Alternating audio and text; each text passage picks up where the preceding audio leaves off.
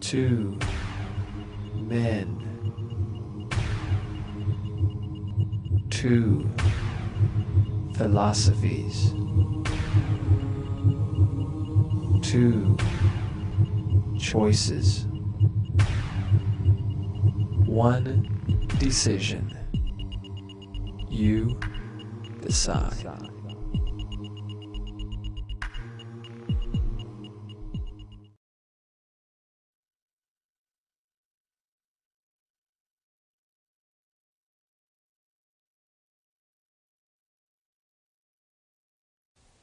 Hello, my name is Kent Hovind. I taught high school science for 15 years, and now since 1989 I've been an evangelist doing seminars on creation, evolution, and dinosaurs.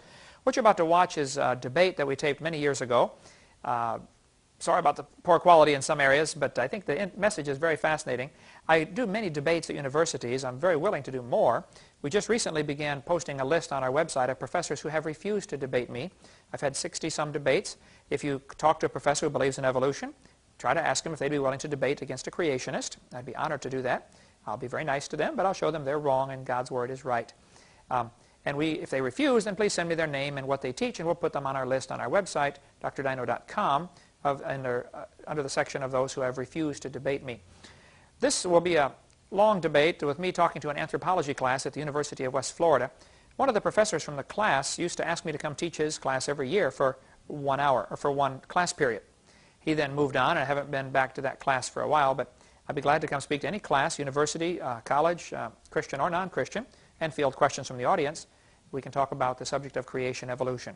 Hope you enjoy this debate. We have quite a few more. If this is the only one you've seen, we suggest you get our catalog. You can call the office or write or get on our website, and that information will come up on screen. And you can get information about how to get more debates or our other series of tapes. We have a lot of information designed to strengthen your faith in the Word of God. We encourage people to believe the Bible and do what it says and accept Christ as their Savior so they don't die and go to hell. Hope you enjoyed. If you have any questions, please give us a call. Thank you for coming for the second year in a row. And thank you, Dr. Lee, for having me. Appreciate it. Thank you. All right. It's good to be here. My name is Kent Hovind. I live here in Pensacola. Moved here 5 years ago to put my wife through school at Pensacola Christian College. I have 3 teenagers. They go to Pensacola Christian High School. I was a science teacher 15 years and now travel around and speak full-time on this subject, creation, evolution, and dinosaurs. That's my full-time ministry. I speak over 700 times a year. I'm an old-fashioned Bible-believing Christian. I believe the Bible is literally true from cover to cover. And with my science background, that puts a little different slant on things. And so what we're going to share with you today, of course, is the creationist view of how the world got here, and some of the things that you've been taught in anthropology class, I would say, of course, are very, very wrong. But it's good to have scientific discussions like this. That's the purpose of an education. See, if you're only shown one side of an issue, you're not being educated, you're being indoctrinated. So an education shows people all the various sides and lets them use their own intellect and decide which one is the most reasonable. I hold without apology to the creationist worldview, that this world is too complex. It had to be created by an all-wise, all-powerful creator who is outside of and beyond and above and not affected by his creation. There are really only 2 opposing worldviews. There is the worldview of evolution. I'm going to draw it like so, and I'm going to make 3 columns for this discussion here. We'll take questions all along the way. You can stop me at any time and say, no, wait a minute, I disagree with that, and we'll discuss it. And Dr. Lee introduced me as the leading expert. I don't know about that. I was just a high school science teacher. But I do have plenty of opportunities to speak on this. I do numerous debates at universities. I've had 3 here so far at University of West Florida, and I appreciate the academic atmosphere where they allow me to come in. I speak many times in public schools. I was in 6 this week already. I speak very frequently in public schools, and I think students need to see all sides of this issue. What we've had for the last 30 years particularly, though, is the creationist worldview has been totally censored out of our textbooks. I collect the public school textbooks. I have just nearly all of them from science textbooks from all the major publishers for many years.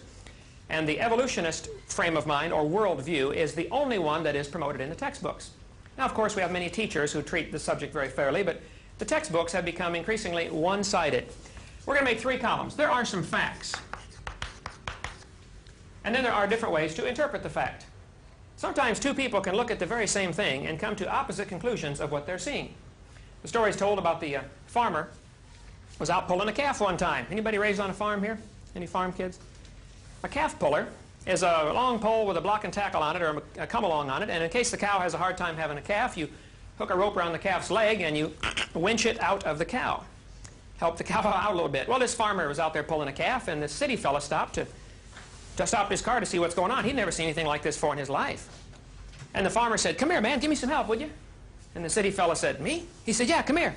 He said, "I don't know nothing about this." He said, "Come on, I need some help now." So the city fella hopped out of his car, jumped the fence, ran over there and helped the farmer pull the calf. Never said a word. Just did what the farmer told him, you know, hold this, pull this. About 10 minutes later, they're walking up to the barn to get washed up. And the city fella said, or the farmer said, "Man, you've been awful quiet. Are you okay?" He said, "Oh, yeah, I'm fine, I'm fine." The farmer said, "Have you ever seen anything like this before?" The city fella said, "No, sir, I've never seen anything like this before in my life." And the farmer said, "Well, you got any questions?" He said, "Oh, yes, I do. I have one question been bugging me the whole time we're out there." The farmer said, "Let's hear it." The city fella said, "How fast do you think that calf was going when it ran into that cow?" No, you're looking at it all wrong. We are not separating a collision here. See, two people can look at the same thing and come to very opposite conclusions. I'll give you an example. It's a fact. Grand Canyon exists. I don't think you'd find too many folks that would disagree with that. Of course, there's always a few on the lunatic fringe who would say, "No, we're not really here. We just think we're here. There is no such thing as reality." Okay? We're going to discount those folks for today's discussion. There are really only two options, okay, to a lot of these questions we're going to raise today. Grand Canyon is there. It's a big crack in the ground. I have seen it from numerous angles. There is no question it's there. Now, there are several ways to interpret how it got there. The evolutionist interpretation. The evolutionist interpretation says it took a little bit of water, millions of years. That's called uniformitarian geology. How many are familiar with that word, uniformitarian? The way it's happening today is the way it has always happened. Charles Lyell was the champion of uniformitarianism back in his book, 1831, Principles of Geology, Volume 1. Charles Lyell really taught and introduced into the public arena the idea of uniformitarianism. There is another worldview, which is the creationist worldview. The creationist worldview says it took a lot of water, a little bit of time. Lots of water, a short time. You see, while the mud was soft, and Grand Canyon is obviously all composed of sedimentary rock, so it was all sedimentary rock mud at one time before it turned to rock. There's nobody would argue that question. That's how sedimentary rock is formed. The creationist would say a lot of water formed Grand Canyon in just a matter of a few hours or a few days, not millions of years. The fact is, the canyon is there. Now, how are you going to interpret that fact? Some people tend to confuse the interpretation with the fact, and that's where you have to really watch that you don't get caught in that trap. What we're going to share now is just the creationist worldview opinion of how it may have happened. None of us were there. That's obvious. So we have to then go on the facts that we can find and try to interpret, make up a model that'll work, and say, okay, this is maybe how it happened. The creationist worldview. I believe that the world is only 6 to 7, maybe 10,000 years old maximum. It cannot be any older than that. I'm going to say 6 to 10,000. So I'm going to draw a timeline. Right here is the present. We're going to call it the year 2000 since we're getting close to that, just for the sake of marking it off in thousands. We go back to the year 0, where we figure our calendar from, when Christ was born. Actually, our calendar is a few years off. I'm familiar with all that, Gregorian calendar and everything. And then we go back to BC, times before Christ. We have 1,000, 2,000, 3,000, 4,000 BC, 4,000 years before Christ. According to the dates given in the Bible, if you add up the dates given in the Bible, Adam was 130 when Seth was born, and Seth was 105 when Enos was born, and the dates are all spelled out in Genesis chapter 5, and in chapter 11, and in several other places throughout Scripture, the dates are given of how old they were when their children were born. Adding up those dates will give an approximate age of the creation of the world of about 4,000 BC, plus or minus several hundred, maybe 500 or so allowances for genealogy overlapping and things like that. We're going to use the word 4,000, but don't hold me to that, okay? I'm not one of those guys that says Adam was created 4004 BC, October 23rd at 2 in the afternoon, okay? I do know Adam was created in the afternoon because it was just before Eve. That's the only clue we have in Scripture. But it doesn't give the exact date. All right, so we're going to, about 4,000 years ago. Then the Bible says, 1,600 years later, there was a worldwide flood. A flood that destroyed the world. This took place about 1,600 years after the creation. Actually 1656, if the dates given are exactly correct. After this flood, there were only 8 survivors. 8 people on board that ark. Those 8 people began producing a population. They lived longer, so they had more children, maybe 10 or 15 kids per family. Population began to grow pretty rapidly. And by the time you got to the year 0, the time of Jesus Christ, the world population, and anybody would agree with this that studied the population statistics of the world population was approximately 1/4 of a billion. 1/4 billion, 250 million is the approximate world population at the time of Christ. You can go upstairs to your library to the next building over here and get the population statistics, Macmillan Encyclopedia, or look it up in any one you want that deals with the population issue. Most experts agree the whole world population 2,000 years ago was approximately 1/4 billion, 250 million. Then the population began to grow, especially around the 1600s when a lot of new medical advancements came on the scene and a lot of really modern science began about the 1600s. That's where there was a great, of course, revival in reading the Bible. The King James Version was translated and many versions were put into the English language or into the common people's language where people could read it for themselves. And I think that was one of the great causes of the great revival of interest in learning and knowledge. And along with that came some tremendous medical advancements and scientific advancements and technology advancements. And so people began living longer, producing more children, and children lived longer. And about 1600 is when the population began to skyrocket. 1800, there were 1 billion people in the world. In 1800, we crossed the 1 billion mark. In 1930, it crossed the 2 billion mark. 1930. Today it's up over 5 billion, but really all of the population growth has come in the last couple of hundred years. So it is very possible that the whole world's population started 4,400 years ago with 8 people. Anybody familiar with population growth rates, logarithmic extrapolation, could tell you, yes, the whole world's population, 6 billion, could have easily started only 4,000 or 5,000 years ago. Now the evolutionist interpretation of, it's a fact, we have about, I'm going to say 5.5 billion people in the world. We'll put that in the fact column. Nobody argues with that. I mean, that's not an exact number, but it's close enough. Well, how do you interpret that? The evolutionist says the population stayed at 50,000 or so for many thousands of years, several million years. There were just a few thousand people in the world, or subhumans. And then they would agree from about the time, about 1000 BC on, they would agree with the population growth curve that the creationist would give to it. These are established facts. But the evolutionist has this line going along at 30 or 40, 50,000 for 3 million years. And populations simply don't grow like that. They're just an automatic blast off, just like putting money in the bank. Once you reach a certain number of dollars in the bank, the compounded interest starts to take over. So the creationist interpretation is no problem. The fact that we have 5.5 billion really fits fine into the biblical chronology of starting 4,400 years ago with 8 people getting off an ark. The evolutionist would also say no problem, but he would have to say that this population was steady for millions of years. So if you look at the facts, neither one can be discounted based on the fact that we have a population. If you're willing to admit a worldwide flood in Noah's day, then the formation of Grand Canyon and Carlsbad Caverns and the Snake River Valley and all those canyon formations are really no problem for the creationist.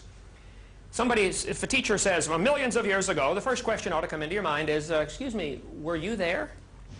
You know, do you know it's millions or billions of years old? Time is something, I mean, it's gone, okay? It's historical. We can't really have scientific data. We must have historical data, and it becomes a very different way to interpret it.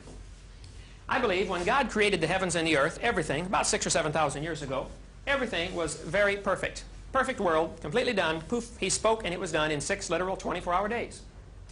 And during that time, everything lived together, including the dinosaurs. Dinosaurs lived with man. They were just big friendly lizards in the Garden of Eden. See, the unusual thing about lizards, if you've had your biology classes, you know that lizards and many reptiles never stop growing. They never stop. When I moved into my house across the street from Pensacola Christian High School 2 years ago, I was going around meeting all my neighbors, knocking on doors, finding out who the neighbors were, and like everybody ought to do in the neighborhood, be friendly, you know. And I knocked on this house 6 doors down from my house, and the guy said, "Come on in." Well, I walked in, and there, crawling around loose on his kitchen floor right in front of me, was a 5-foot-long iguana. This guy raises iguanas for pet stores, 5 foot long.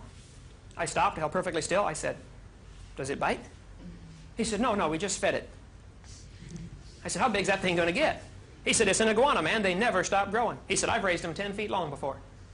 Lizards never stop growing. So, the creationist would say, dinosaurs lived in the pre-flood era for about 1,600 years. They were just simply giant lizards. The Bible teaches, and of course it's not scientifically provable because it's gone now, the Bible teaches that the original earth, when God first made it, had a canopy of water above the atmosphere. The air that we're breathing today has about 6 layers to it: troposphere, mesosphere, thermosphere, exosphere, ionosphere. There used to be a 7th layer, according to Scripture. The 7th layer was a layer of water above the atmosphere. Made some kind of cloud cover. Venus has a dense cloud cover. Jupiter has a dense cloud cover. The Earth apparently had a dense, I don't know about dense, but had some kind of water above the atmosphere, which would do several things. It would filter out the harmful effects of the sun. Most of the aging process is caused by the sun, especially ultraviolet light and X-rays that are destroying your body, and your body has to constantly battle against those damaging effects of the sunlight. The original creation did not have that. According to Scripture, they were protected by a canopy of water, which many creationists think would have increased air pressure. It's interesting, some of the articles out now about what happened to the dinosaurs. International Falls, Minnesota, the Daily Journal. New theory: lack of oxygen killed the dinosaurs, from the Boston Associated Press. Studies of dinosaurs indicate they had very small lungs compared to their body size. Also, they had very small nostrils. The nostrils of a brachiosaurus were about the same size as those in a horse. So how's a critter that big, 150 feet now is the world's record, how's he going to get enough oxygen to survive? Well, in today's atmosphere, a 150-foot dinosaur could not survive. He couldn't get enough oxygen to maintain body metabolism.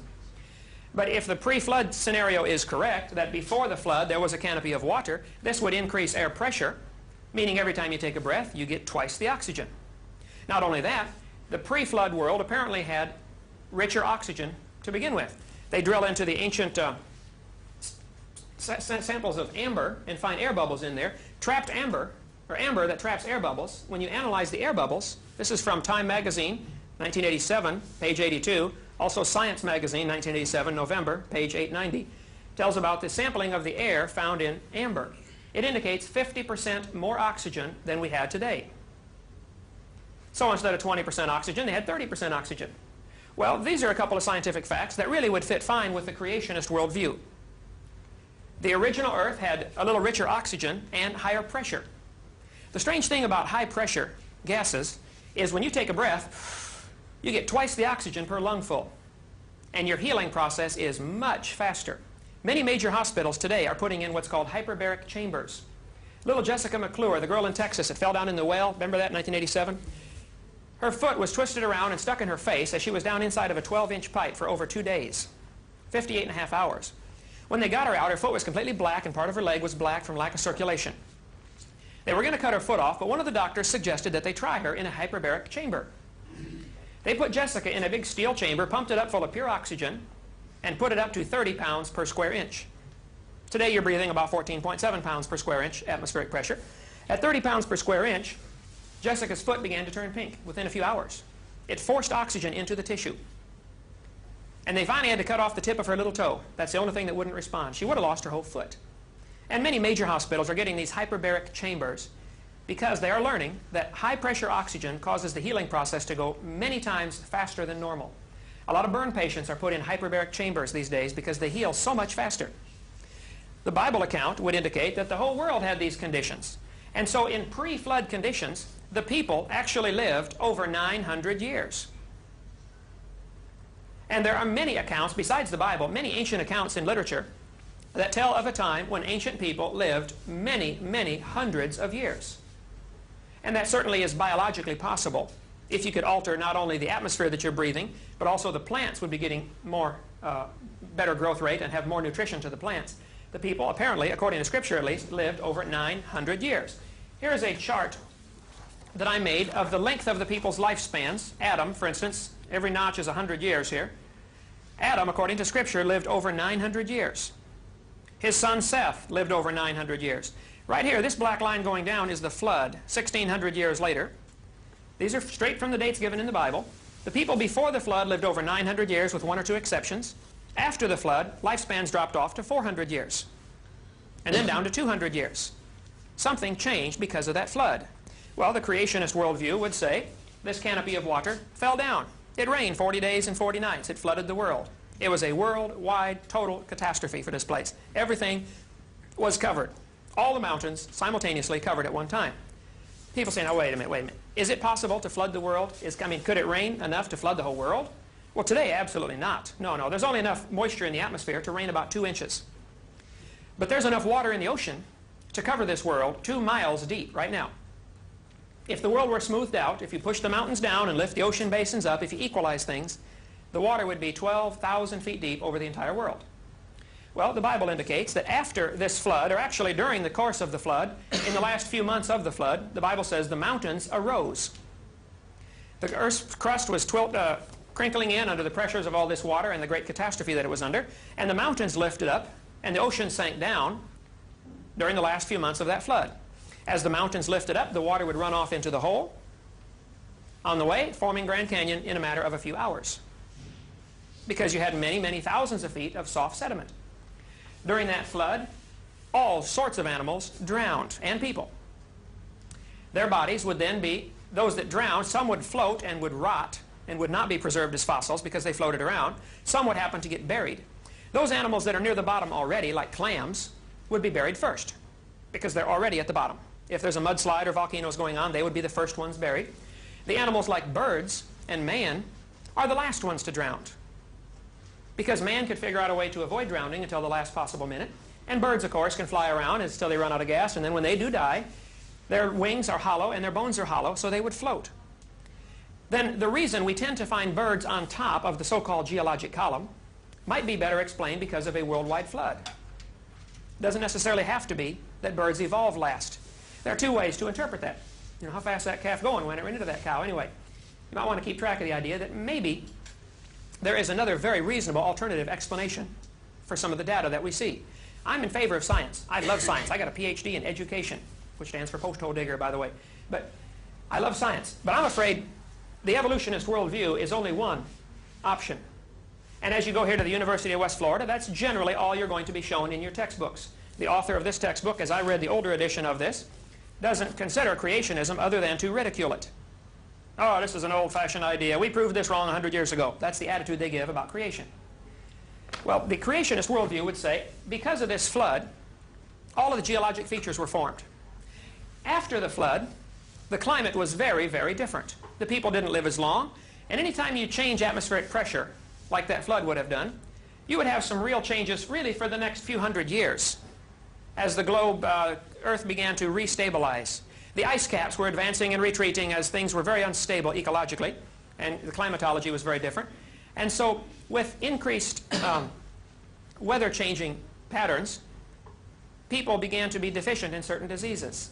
Most of the ancient skulls that you've been shown, like Homo erectus and Neanderthal man, were probably just people who were deficient in certain vitamins. Rickets or different diseases would set in under climate conditions like that where they weren't able to get enough sunshine. And rickets does cause the brow ridge to thicken and enlarge, and it causes the bone structure to be altered. There's a great book out, which you really ought to read, and I tried to order enough for everybody, but they're totally out of print. But if you would like one, I will buy you one if you'll promise to read it. Bones of Contention. This is by a creationist who has studied every single so-called fossil of caveman or ape man and has given a creationist interpretation of that. So if you'd see my son afterwards over there and put your name on the list, I will buy you one if you'll promise to read it. I don't have enough money to buy everybody a book to sit on your shelf. But if you really want an education, you ought to see both sides. If you like what you believe because whatever reason, well, then you may not want to see the other side.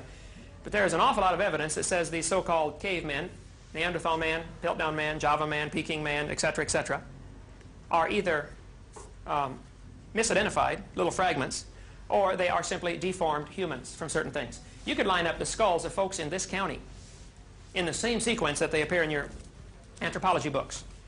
There are folks with the same deformations of their skulls. So that lining up bones in a certain order does not prove that's the way it evolved. Yes, sir? Why are the bones that have been found only quote-unquote sickened bones? Why don't we have a fine array of healthy bones from these people too? All right. Here is some charts that I photocopied from this book of the different so-called, like for instance, Homo erectus, Homo habilis. and the dates that they were assigned. You got to understand, there is a preconceived idea that is very well established called the geologic column, the time scale by the evolutionist. You know, so certain things happen, and it's a preconceived idea. And if a fossil is found, it must fit into that pattern, or the time is rejected. Many of the fossils that have been found, they have said, well, this is fully human, but it's too old. There's archaic Homo sapien species that don't fit. Pure, 100% normal, natural Homo sapien bones have been found, just like today's bones, in layers that are supposedly 2 million years old. So all sorts of mental gymnastics must be done if you want to preserve the theory, the interpretation. If you're just willing to look at the facts, you would have to say, hey, if this bone is 2 million years old, then all these other things don't matter. They can't be human ancestors. And I've got enough of these to pass out to everybody. We'll do this at the end in just a second. Homo erectus, Homo habilis. Should be another page of these, bud. Oh, here. I thought, yeah, here they are. Okay, 2 separate ones. No, that's something else. Can I go check the back of the van and see if there's another set of these things that I photocopied, would you please? Oh. So, I think very few human fossils are found, period. There are probably only 4,000 human fossils or humanoid fossils found in the entire world. That's a reasonable figure. To me, the explanation of that would be, when God first made the world, it was full of animals and full of plants, but only 2 people. They then had to populate the world, and in 1,600 years, there were only several million, maybe a billion, I don't know. But not near the population we have today. So human bones would be rare for 2 reasons. Number 1, there weren't as many humans as there were animals. Number 2, humans are going to figure out a way to avoid drowning until the last minute, which puts them on top and they rot. They're not preserved at all. So the fact that we only have 4,000 or so is no problem for me. Now how they're dated, well, all that kind of stuff, carbon dating, we'll get into that in just a little bit.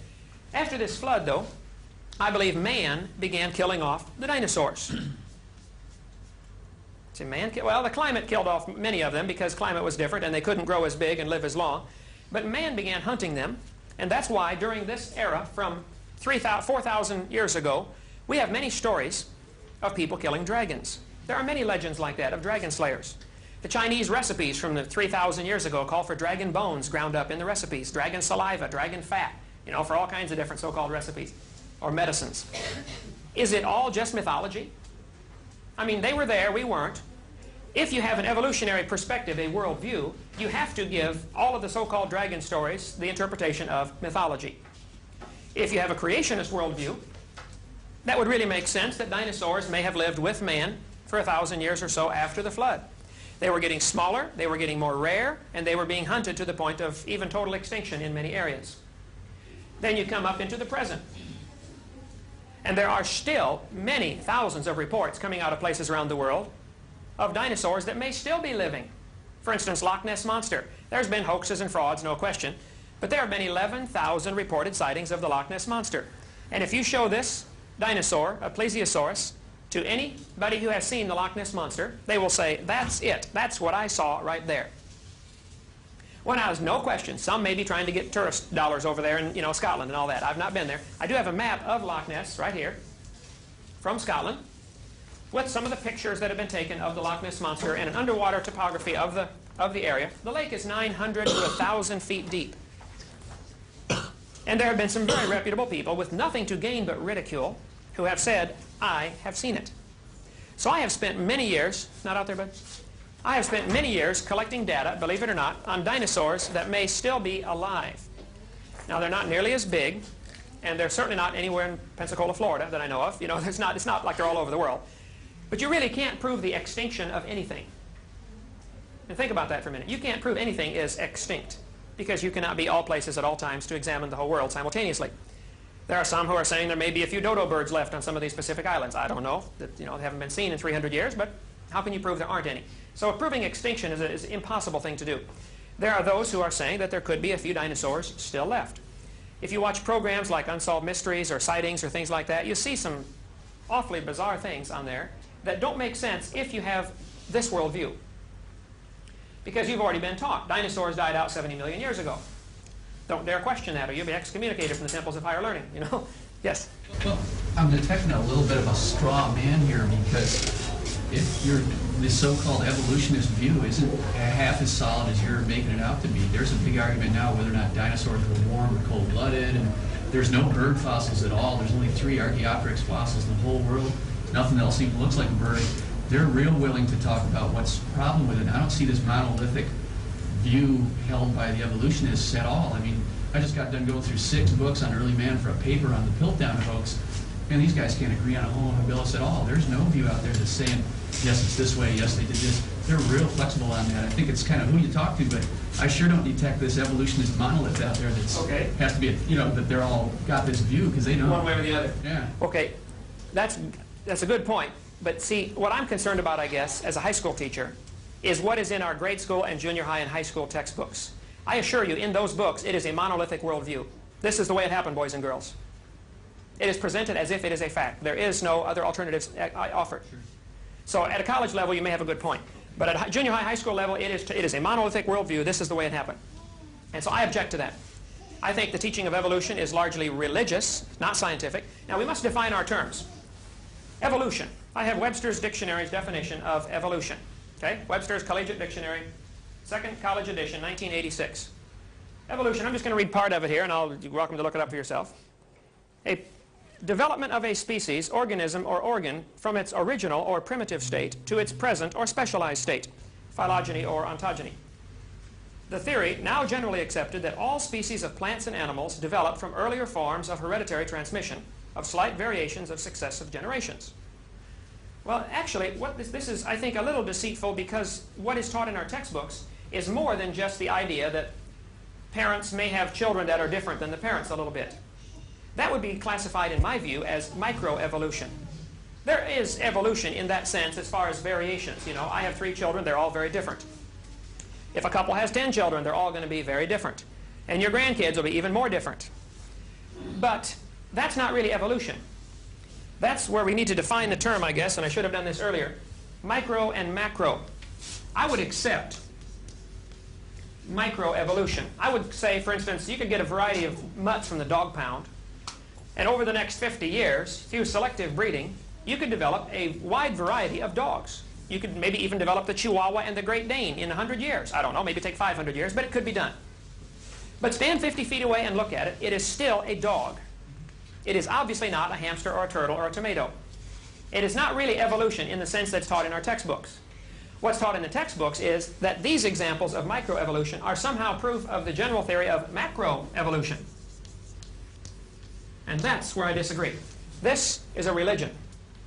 There is no evidence whatsoever to back this up.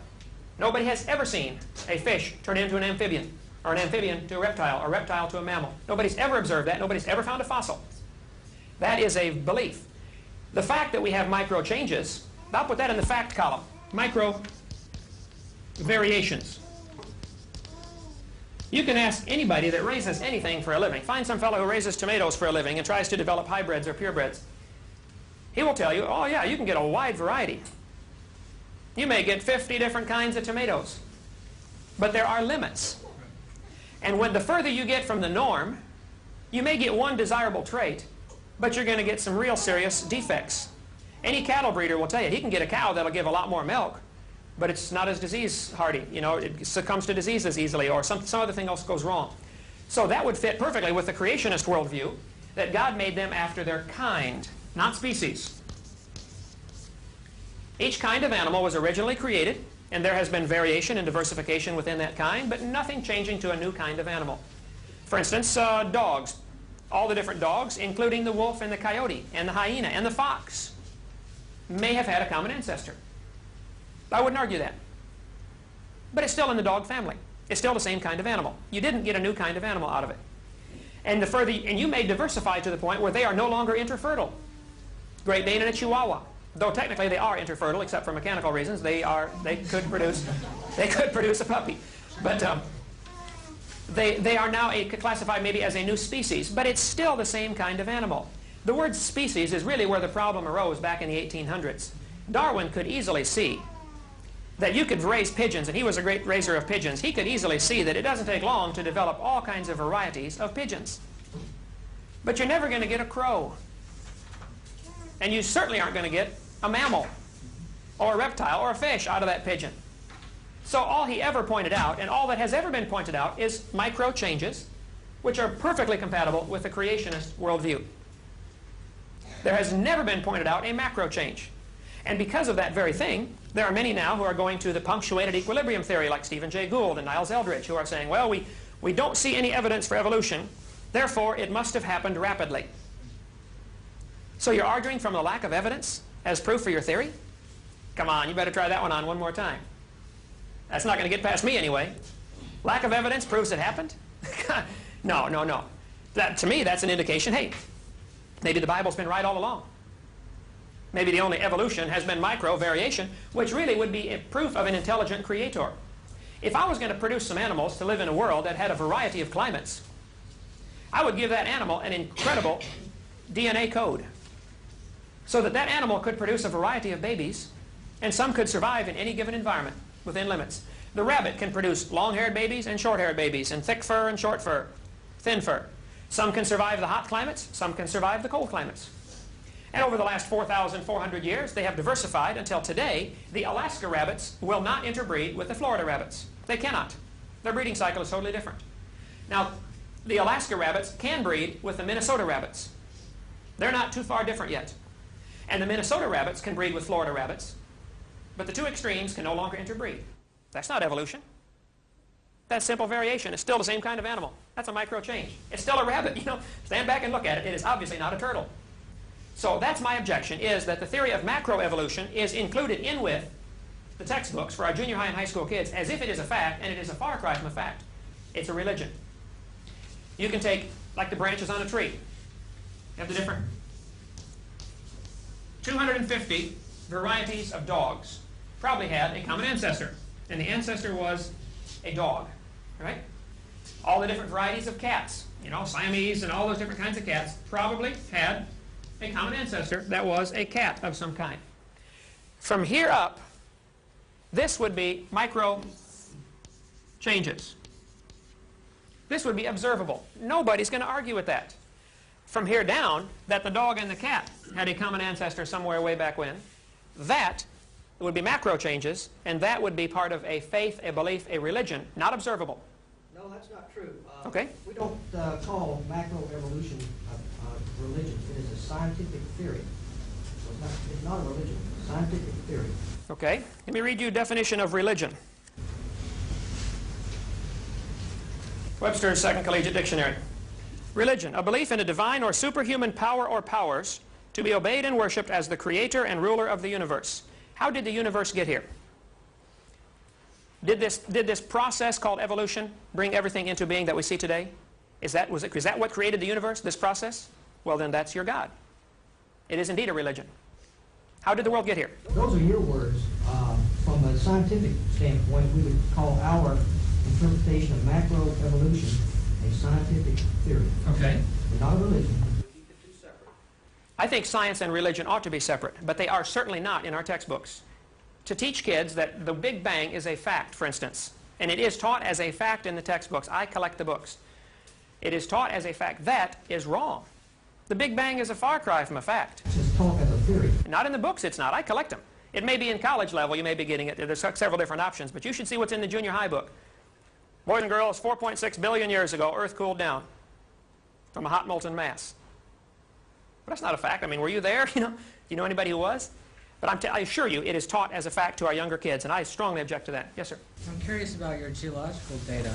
Okay. For one thing, you talk about the Grand Canyon having originally been a soft sedimentary mass, well, and then forming into, you know, through, I guess, fluvial processes, forming into the canyon that it is today. Mm-hmm. Well, under those circumstances, of course, all of the sediment around it would also have washed at the same level down to the ocean below. Instead of forming rivulets, it would have all formed at the same time.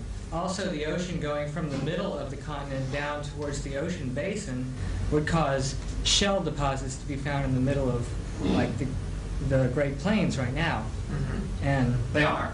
Well, not really. I found 500 shark's teeth in South Dakota in 30 minutes. Well, okay.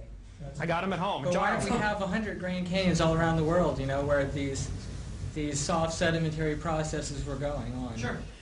as the biblical interpretation would be, during the course of this flood, which lasted just about a year, a little over a year, 12 months, according to the dates given in the Bible, the flood lasted 12 months. The first 4 or 5 months were probably with slowly rising waters from a variety of tectonic things, and then the last few months with it going down. But it wasn't just rain 40 days, everybody drown, get off the boat and go home. It was not that way at all. It was a year-long flood. During that year-long flood, the earth covered by water would develop many thousands of layers of sediments. It is a fact. The earth has layers.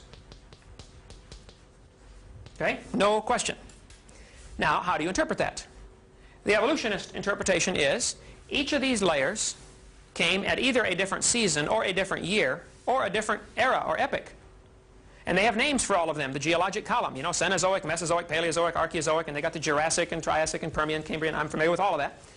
You might be interested to know the only place in the world where you can find all 12 layers in order, the only place it occurs is in the textbook. The geologic column doesn't exist any place in the world in its entirety. If it did, it would be many, many miles thick. It simply isn't. It doesn't exist. It has been put together piece by piece and a little bit of imagination thrown in for glue.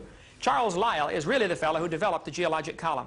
Many others got involved in this, Hutton, Cuvier, Steno, you know, I'm familiar with all that. But Lyell would be the primary culprit in this. The geologic column doesn't exist anyplace. The fact is, I would say the creationist interpretation is that the flood caused all these layers, or nearly all of those layers, to be deposited very rapidly. Just the earth turning under the moon, causing the tides, with no continents to stop them, the tides would become harmonic. The tides may be 200 feet in a worldwide flood. The rising and lowering of the tide waters would reshuffle all the sediments. You can get a jar of dirt out of the yard here. Well, Florida doesn't have dirt. You got to go north to get dirt. They got sand here. But get a jar of dirt, put water in it, and shake it up. It'll settle out into layers for you automatically. It's called hydrologic sorting. Denser particles go to the bottom. When Mount St. Helens blew its top in 1980, it blew 150 feet of sediment down into the Toutle River Valley. My sister lived right near there. I flew down inside the volcano a few years after it happened with my brother-in-law. Flew all over the area. Can Andrew get the slide projector on there? You can leave your lights on to videotape, but I'll show them a few things that were formed as a result of Grand Canyon. I mean, as a result of Mount St. Helens when it blew its top. Wait, before you get to that, I need to know what these sediments arrive. What are they part of? If they were laid down a year and there were no mountains yet, where the sediment itself comes from? Oh, the grinding up, the reshuffling, that's where sediments come. I mean, there's no new dirt being added to the earth, to speak of. So it's the original surface that's just being worn? Being reshuffled, yeah, sediments do that. That's where, like the coal deposits, strip mines, we find coal. That to me was because the trees that were destroyed were rolling around and the bark, you know, rolled off, and most coal is made from bark. And the original earth would have had enormous layers, enormous forests, much bigger than today. Under double atmospheric pressure, plants, trees were huge. Of course, they only lived 1,600 years till the flood took place, so they weren't like the 3,000-year-old sequoias. They didn't have 3,000 years to grow. Do you have an estimate of the depth of water that was added by the flood? I wouldn't, but I know if the oceans weren't as deep and the mountains weren't as high, there's plenty of water now to cover it 2 miles deep. The Bible says the tallest mountain was covered by 15 cubits, which is about 25, 30 feet. That's how high the tallest mountain was covered. And then as the ocean sank down and the mountains arose, if the mountains rose up slowly, the water would run off slowly, leaving behind nice smooth mountains and big flat plains like Kansas and Nebraska. If the mountains rose up rapidly, like the Rockies, the water would run off faster, carving out features like canyons and, you know, Columbia River Valley, carving them out much faster. Why would the mountains rise up now? Well, the Earth is a thin crust. Everybody agrees with that. I mean, why do earthquakes happen now? You know, the plates are moving. The crust is not stable. Plate tectonics. Oh, yeah, there's plate tectonics. But it hasn't been... You incorporate that in scientific creationism? Oh, absolutely. I live right by the San Andreas Fault, California. There is no question. It's moving. All right? Ask the folks that live there. You can... You know, after an earthquake and your house falls down. Let me try focusing this just a little bit here. When Mount St. Helens blew all this mud down into the valley, it made so much sediment, and the sediment automatically stratified. This layer of stratified rock, you can see the layers in that, was formed in one day, 25 feet thick. The next time the volcano blew, a scalding hot mudslide cut across that sediment, wiped it out, cut it off, sheer cliff, standing straight up. 5 days later, it was hard enough to hold a sheer cliff. I mean, this stuff happens, okay? Mount St. Helens did that. All these fine laminations were formed very rapidly. Here the blast was going hurricane velocity, winds, racing across there from the blast of the volcano, and it formed all these layers rapidly. Snow does the same thing in a snowstorm. As the snow goes moving horizontally in a bad wind, you cut into the snowbank and look at it. It'll be stratified. The heavier flakes at the bottom in the sand, it'll automatically sort the particles for you. So the creationist interpretation is that all of that so-called geologic column took place rapidly. Right now, today, you can go see Mount St. Helens, and there are several canyons that have been formed there by Mount St. Helens. The canyons have sheer cliffs, 150 feet high, standing straight up, and they're all stratified, and they were all formed over the last couple of years. The mudslides went through some of the old lava flows that were solid rock. That scalding hot mud went through there and carved canyons 100 feet deep through solid rock in 10 minutes. Because boiling hot mud is very abrasive. During the worldwide flood, the water would have had mud in many areas, you know, and muddy water is much more abrasive than regular water. But it would have to be boiling hot to cut through it. I mean, you're talking about cutting through solid rock. You're not cutting through mud, you know. I'm saying it can be done either way. The Grand Canyon is a mile thick in some places, and it's solid rock. I mean, a mud flow is not going to do that in 10 minutes like you are talking about. The top of Grand Canyon is higher than where the river starts. Rivers only flow downhill. The river flows through the bottom of the canyon. 1 mile up is the top of the canyon. The top of the canyon is higher than the source of the river. So one of two things has to be true. Either the river flowed uphill for millions of years to cut the groove deep enough, or the mountain slowly rose, Kaibab uplift, at the same rate as the river cut down. I think we're calling on the supernatural here, to assume that the rate kept pace. I don't think so. The source of water for the Grand Canyon is the Rocky Mountains. So you have a considerable height to work with there before you get down to the present-day surface. So no matter what the original surface was, you still had that height and the snow belt in order to give you your initial river. If you would look at the drainage pattern of the Grand Canyon, all the area drained by it, the source of the rivers that go through that canyon are lower than the top of Kaibab uplift. How much? I don't know how much lower. You don't know the difference in altitude? Several hundred feet. The top of the canyon is 5,000, I think 400 feet above the bottom of the canyon. Today, the erosion rate through Grand Canyon is very slow. No question. But today we just have one little river flowing through there. At the bottom of Mount St. Helens, the canyons that are down there from the trees that were blown over, the log jams were every place. Get through some of this here. The rivers that were cut, the features that were cut from the, I guess it's on the previous slide carousel. I'll get the lights back on. Shut that off, would you, bud?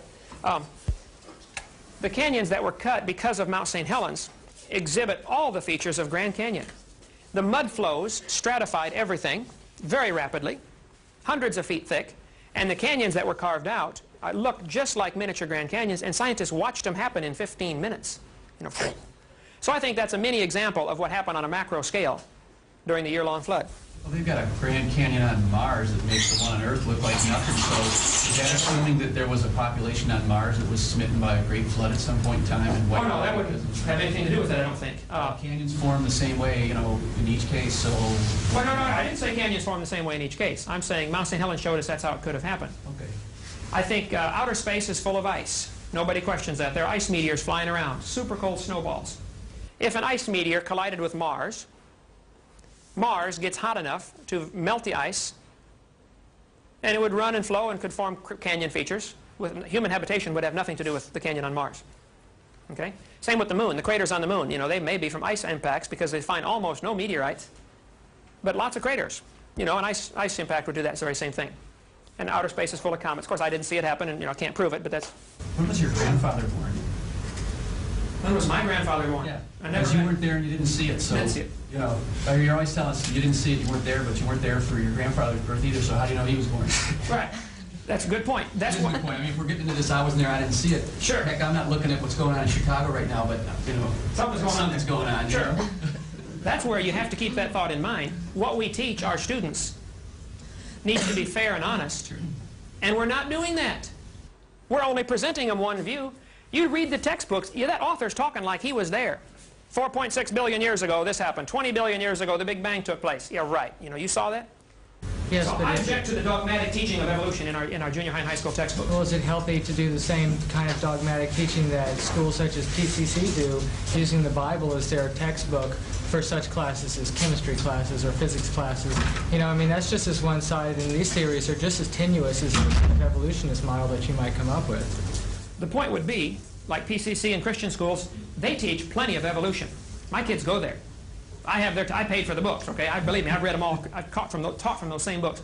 The theory of evolution is thoroughly presented. I would say the kids would come out of PCC with a better understanding of evolution than the kids coming out of Pine Forest. Of course, they're not going to believe it, but they're shown they're shown the theories, and they're shown the fallacies of the theories. They're being educated, not indoctrinated, I would say, is the big difference. Get all the kids together, give them a test. Give all the kids in America a standard science test. The kids going to a Christian school, which is about 1/4 of the cost, will test higher overall. You'll get a few duds in every group, you know, but the general overall average, the kids will test higher in every subject from private schools. Yes, sir? You can't so much blame that on the authors of the books or the scientists going with theories as you can the politics of what the public schools filter into what is taught. I mean, private schools have greater funds and have more resources to call from, you know, so you... Wait a minute, private schools have greater funds? Not greater funds, but more support from the parents. Specialized, right? Specialized groups. I mean, average kid, I don't know what Pensacola's public school cost is. It's probably $5,000 a year per kid. If there's 30 kids in a class, that's $150,000 per class. That teacher does not make $150,000 a year. Something leaks somewhere along the system. Well, not so much funds as it is support. I mean, it's a specialized group that they're paying for, specialized. Sure. Well, my kids at Pensacola Christian, there are 30 kids in a class, just like the public school. 28, 30 kids in a class. And the teachers don't get paid near as much. But I pay about $1,200 a year, $1,500 a year per kid. That's about 1/4 the cost of our public school system. To me, our Constitution does not give our government the right to get involved in education at all. I think education is the parents' responsibility. Now, if the parents want to get together with 50 other parents and form a local school district, fine. But Uncle Sam ought to have nothing to do with the subject, in my opinion. Uncle Sam has gotten involved in numerous things that has no constitutional authority to be involved in. It's supposed to be involved in protection. You know, we should have an army and a navy and an air force. And it should be involved in the punishment of evildoers. We should have a judicial system. But in many, like the welfare system, government should have nothing to do with that. That's part of our major problem. The more government gets involved in, which is a whole other subject, you know, but the more taxes they take, and pretty soon we get socialized system where everything goes to them and they just distribute it out, which is what Karl Marx's system is all about. But back on creation and evolution. The creationist worldview would say the world is not millions of years old. Doesn't need to be. Everything can be explained in just a few thousand years. And there are some scientific facts that point to the world not being millions of years old. I'll get into that in a minute. Yes? What do creationists feel about the rest of the universe? About the rest of the universe? Oh, we think it's out there. Did God create the rest of the universe? Oh, absolutely. I believe God created everything. Pretty much as is. There have been some stars fall apart. We've seen some novas and supernovas, but nobody's ever seen one form. We've seen meteors fall apart. Nobody's ever seen one form. What we see is what would be predicted by the creation model: decay, the second law of thermodynamics. Things are winding down. It started with an initial amount, an enormous amount of energy and order and design. It was perfectly formed like a car coming off the assembly line. And since then, it's been steady decline. Well, what explains the reason that it's not lasting? When they built it with planned obsolescence or what? I don't think it was built with planned obsolescence. I think it was built to be the perfect place for man, and then man was given the freedom of choice. You can choose to serve God and obey Him or not. If you choose to disobey, there are consequences. If you choose not to change oil in your car for 40,000 miles, there are going to be some consequences. So how can you blame mankind for cosmic decay? Meteors falling apart, stars dying. Well, yeah, as far as all of the nature, see, all of this, the creationist worldview would be that the whole universe was created by God, and then man was only put on this earth. I can't prove there's anybody anywhere else. I don't think there is. Just can't prove there is or isn't, but that's outside of the realm of science. But because of man's sin, the second law of thermodynamics, entropy, is part of the curse on this earth, and everything is winding down, falling apart. Your house gets dirty, not clean automatically. Your car falls apart, doesn't run better automatically. Everything takes work. And nearly everybody in the world is involved in fighting against the second law of thermodynamics. That's why we have carpenters to build new houses, because the old ones are falling apart. That's why we have repairmen. That's why we have mechanics, you know. Just everybody's got a job because of the second law of thermodynamics. So even if there is a God who has created this perfect system originally, but then gives man or people free will to choose to do otherwise, why would you even choose to be on the side of a God who does sort of things like that, you know? Who gives you free will and then says, well, if you don't worship me, then you're screwed. Sorry. We're really getting off the subject here. I mean, I'm sorry. We're really getting off the subject. Yeah, that would be a little different. Was there a creator at all? This might be a bigger view of there had to be a creator of some kind. Now, who was he and what's he like? What are his attributes? What's his personality like? That's kind of a different subject. But is there a creator? You know, and then if there's a creator, was it Buddha or Allah or Jehovah or, you know, this is where theologians differ by the thousands, you know. And the only way to know for sure who's right is to ask me, of course. I've been involved in, you know, a lot of things as far as energy conservation. I've built numerous houses, and I have tried, you know, with all the different energy conservation laws, but and as well as wind generators and that type. I'm very interested in that type of stuff. I'd love to see the results. Give you an address for it. You'd love it. It's a great Yeah, place. that's awesome. Yes, sir. I have a question going back to the dinosaurs. Okay. Do you think that the dinosaurs that survived past the flood were just survivors that did not go, or were there dinosaurs that were, smaller ones, of course, that were on the ark, or were they all just survivors in the water, like plesiosaur or the brontosaurs or so? Okay.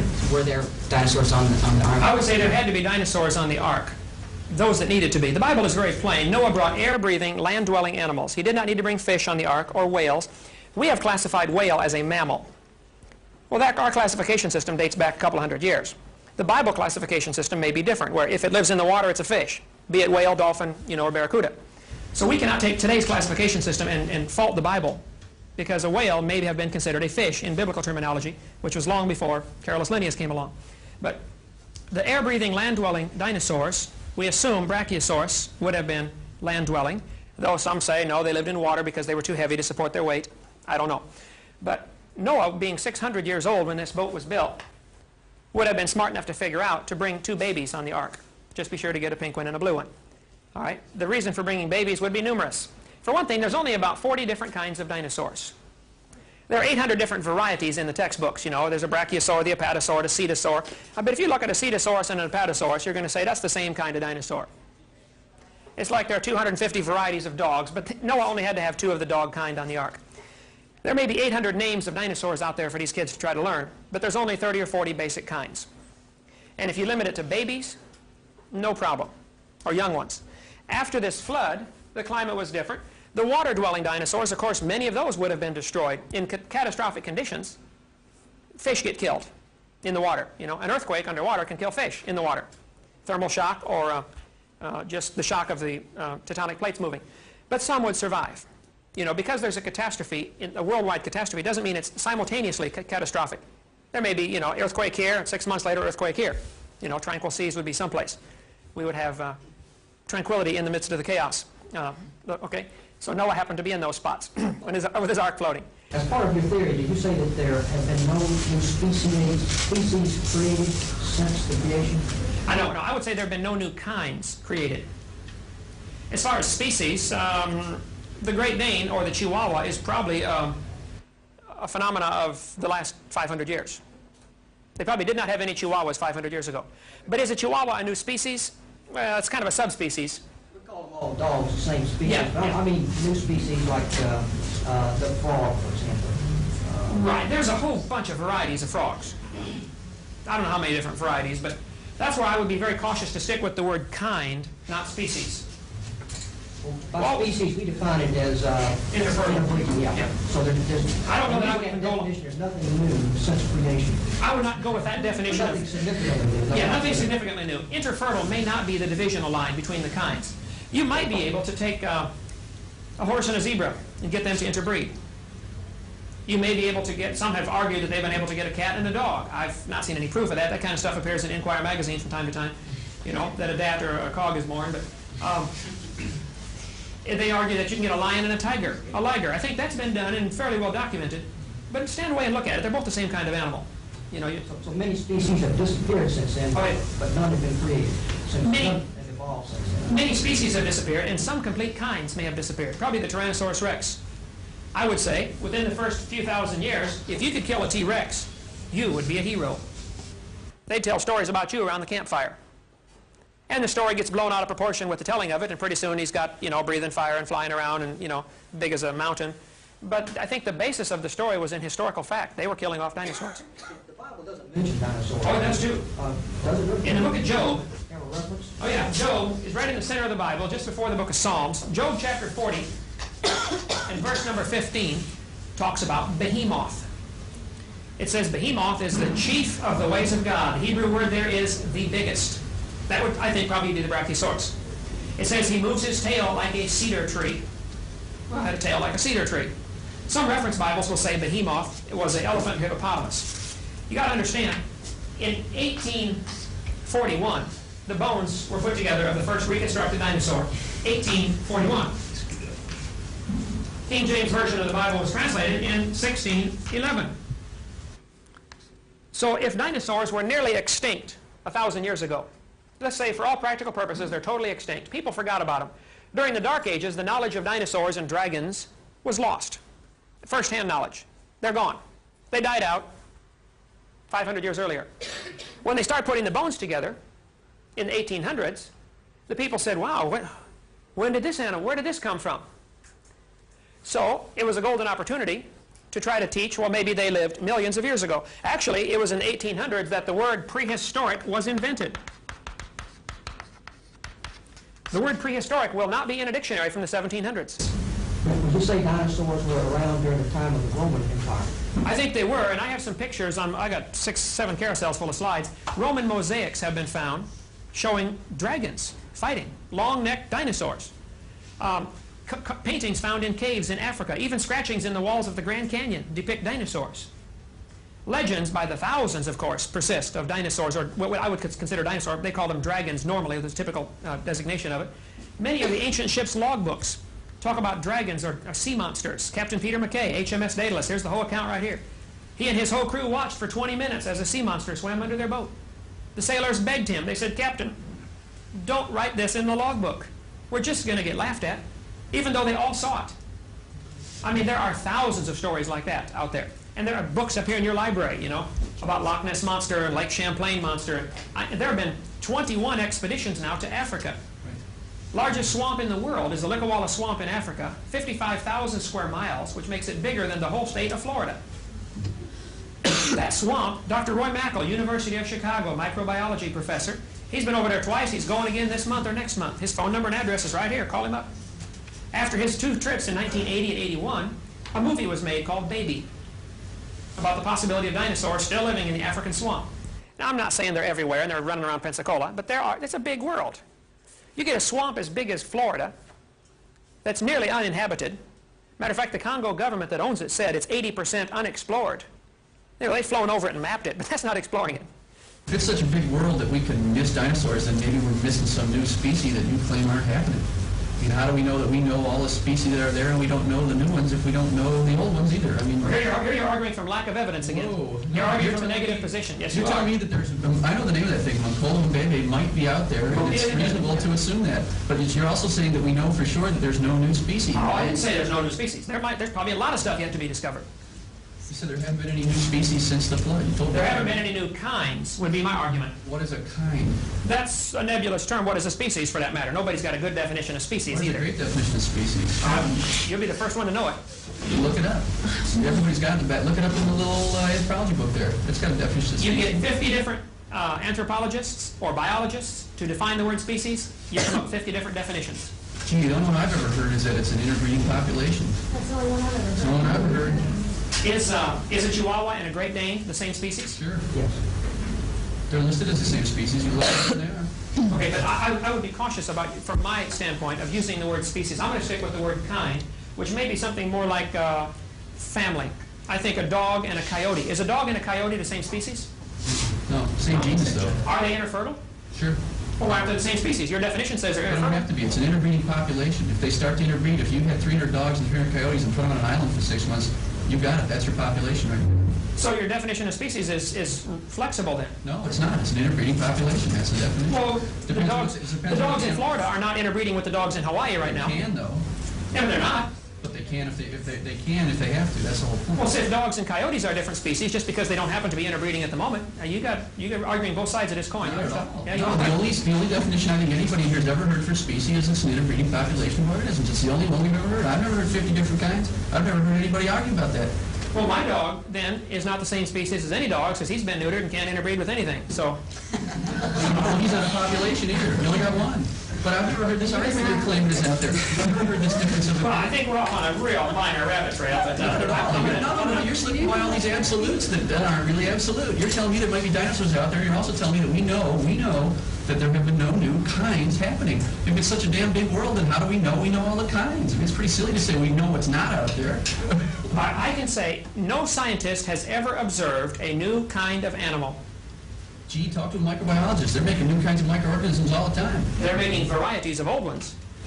Oh, I bet. They're making some that are resistant to certain bacteria, but it's still, resistant to certain drugs. It's still the same basic kind. Oh, it is? Stand 50 feet back and look at it. It is obviously not a tomato or a hamster. They put human genes into plant cells. You tell me that a mixture of human and plant genetics is not a new kind? Is it fertile? Does it reproduce You itself? said it does. Part human, part plant? It's carrying. That's how they're making vaccines. That's how they're making antibodies. They use monkey tissue to make the vaccine the World Health Organization used for smallpox. Oh, They yeah. grew the virus in monkey tissue because it's got monkey genetics.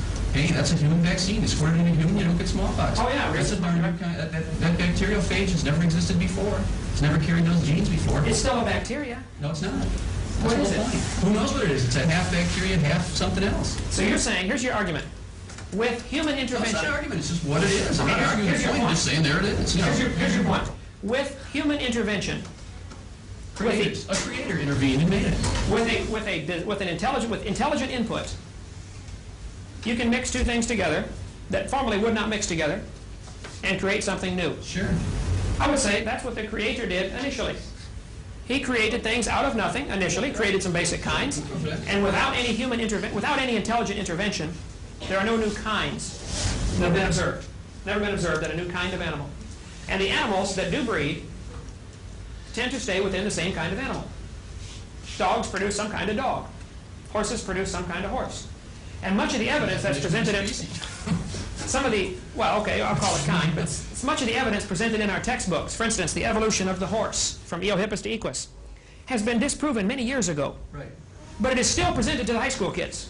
Gee, it wasn't presented to me when I went to high school. I've got the books. I photocopied out of the books. I don't know what books you got. So you must have gone, I don't know where these people are going to high school. It wasn't presented to me, and that was a long time ago. Come to my house, 1 block north, Pensacola Christian High School, and I'll show you my huge collection of textbooks, and I can assure you, I can point out many things that have been proven wrong years ago that are still in the Well, textbooks. so are we arguing with the theory or arguing with the textbook printers? I mean, they're not the guys that are coming up with the evolutionary theory. They're the guys that are writing high school textbooks. Oh, yeah, the guys that are There's an argument with not evolutionary theory. We got an argument with textbook publishing company. I think we need to argue with the textbook publishing company Sure, so and I selection mean, committee. As far as the general theory, it is a philosophical worldview. It is not observable. You don't observe any changes from one kind to another. No, absolutely. Okay? Yes, ma'am. I have a question about your dates. You're changing the time length of the flood, and yet all your dates are according to the Bible, so how can we accept that? Wait. I'm changing the time length of the flood. You have the flood as being 12 months long, whereas in the Bible, it's 40 days and 40 nights. No, the rain was 40 days and 40 nights. But the flood, the rain only lasted 3 days in Iowa, but the flood lasted months, or a month. Actually state that the flood lasted for 12 months. The dates given in the Bible say 12 months. 150 days, the flood water was coming up, for 150 days, this was happening. You can read Genesis 7 and add up the numbers given there. Noah was in the ark for 40 days. The rain was 40, I agree. But the flood was a year. That's not a I'm not changing anything. Those are from the dates given there. Okay? Other questions? We didn't get to see it, so how can we say that? Historical evidence. The guy who caused it wrote it down. God who caused it to be written down. God did. Have you ever met Abraham Lincoln? Well, but you have to believe in that. That's a belief. Do you believe in Abraham Lincoln or George Washington, who you've never seen? No. See, that's where you go from historical evidence to empirical evidence. But you've never seen, your great-grandfather, so he probably didn't exist. He existed. I have historical evidence. I don't have empirical evidence. I have historical evidence. That's where evolution gets into trouble. We choose to believe the reporters. If they're not lying. If they're lying, we're all in trouble, right? That's right. Sure. Maybe we're not in America. Maybe we're in France right now, But historical evidence versus empirical testable evidence. And evolution has neither. Yes? Other people's historical evidence that contradicts these kinds of things. How about like the Sumerians who say that we were created by that human beings were created out of these Neanderthal types as a result of trying to create primitive workers, and that the flood was a result of a planetary collision in prehistoric times. That's tremendous historical evidence, and it's all over the place. And what about that? Okay, good point. Their evidence. Sure. After this flood, 4,400 years ago, after the flood, the people that survived had children and grandchildren, and they diversified into the different cultures that we see today, and most folks would agree that the population of the world seems to have started somewhere around the Mesopotamian Valley, Iraq and Iran, which would fit perfectly with the Bible account. Within a few generations, they're telling stories to their kids and their grandkids, and the stories get blown out of proportion, and today there are 250 different flood accounts. The Sumerians have one, the Babylonians have one, the Chinese have one, the Indians have one, and many of them agree in many of the details. Most of the flood accounts will say a family was saved in a boat. Now, you know, how big was the boat and how many were in the family? The details vary, but I think that's typical of mythology as it changes. But to me, the creator that made this whole place would be smart to preserve a record for us and to make sure that we do have the truth. Why on earth would he make the whole thing and then just leave it alone? I think he has taken great pains to preserve the biblical account for us. Lots of folks have died so we could have that. What is your explanation of the survival of your historical document survival? What is my explanation of Yes, how did it survive? how did the Bible survive? Through the medieval period, since we lost everything else. Well, we didn't lose everything in the medieval periods. You know, there were things preserved. The Carolingian period, is that what supposedly the Bible survived from, the transcriptions of the Bible? Is that the period that you think it survived? Well, no, I think it survived from shortly after this flood. People knew how to write all through history. There's never been a time when people didn't know how to write. I mean, archaeology says everybody has always known how to write. The original document? Oh, no, the original documents. I think it would be smart. Where's the survival of your historical documents? Well, to me, God knowing, my interpretation of this would be, God knows people tend to worship artifacts and things like this. There's enough slivers of the original cross. Every Catholic priest has one. You can build 5 cities if you put all them slivers together. You know, obviously somebody doesn't have the original one. I'm not true. I'm a Catholic priest. I don't have one. You don't have one? You didn't get one? They used to give them one, didn't they? No, never have. There are supposedly, but that's not a good statement. He's got a little different Bible, so we got to find out which Bible he's got. Yeah, how can we leave out his hunk of the Bible? What was wrong with that? You know, I don't know. All right. Which is probably another rabbit trail we may want to not go off on. Believe me, you know, rabbit trails, I'm not too sure about that. I mean, going off on, she's got an excellent point here. If it's based on the historical survival of documentation, where's the, you know, how do you get this chain of documents? I mean, you're saying everybody has myths. Sumerians have myths, blah, blah, blah, blah, blah. However, if you look at it historically, the Sumerians are writing down their myths before the Christians are writing down anything. They were writing down stuff before there were any Christians. So maybe everybody's copying their myths. That's not a good way to put it. All cultures had a flood myth. It did happen. But I just want to know where the survival of your historical documents come from for this to be the view, your view. I mean, if we're all basing everything on fact, where is the survival? Right, and going off into that part of this argument may be beyond the scope of what Dr. Lee wants here as far as anthropology class, okay? I think I could argue the historical preservation of the Bible all through time. But that's a little different. To stick with the creation-evolution argument, was there a creator? Was the world created? You know, and whether if you want to argue the historical accuracy of the Bible, that's, I think, a different subject than the creation-evolution argument. I don't base my belief in creation totally on the Bible. My belief that the world is not millions of years old is founded on scientific evidence. Let me give you just a little bit of it, let you analyze that. It is a fact that the world is spinning. I don't know too many folks would disagree with that. It is a fact the world spins about 1,046.6 miles an hour at the equator. Not too many folks disagree with that. It is also a fact that the world is slowing down. This year, 1994, we're going to have leap second. You can call 1-900-410-TIME and find out when it's going to be. Every year and a half or 2 years, we will have to have a leap second. I've got the articles in my suitcase of the previous ones. January 1st, December 31st, New Year's Eve, 1990, was a leap second. I'm going to put December 31st of 90 was a leap second. June 30th of 92 was a leap second. It's Astronomy Magazine. You can look these dates up, and that's a fact. The Earth is slowing down. So I'm going to put that in the fact column. The Earth spin The Earth's spin is slowing. About 1,000th of a second per day seems to be the reasonable average. Okay, if the world is slowing down, then obviously it used to be going faster. That's fairly reasonable.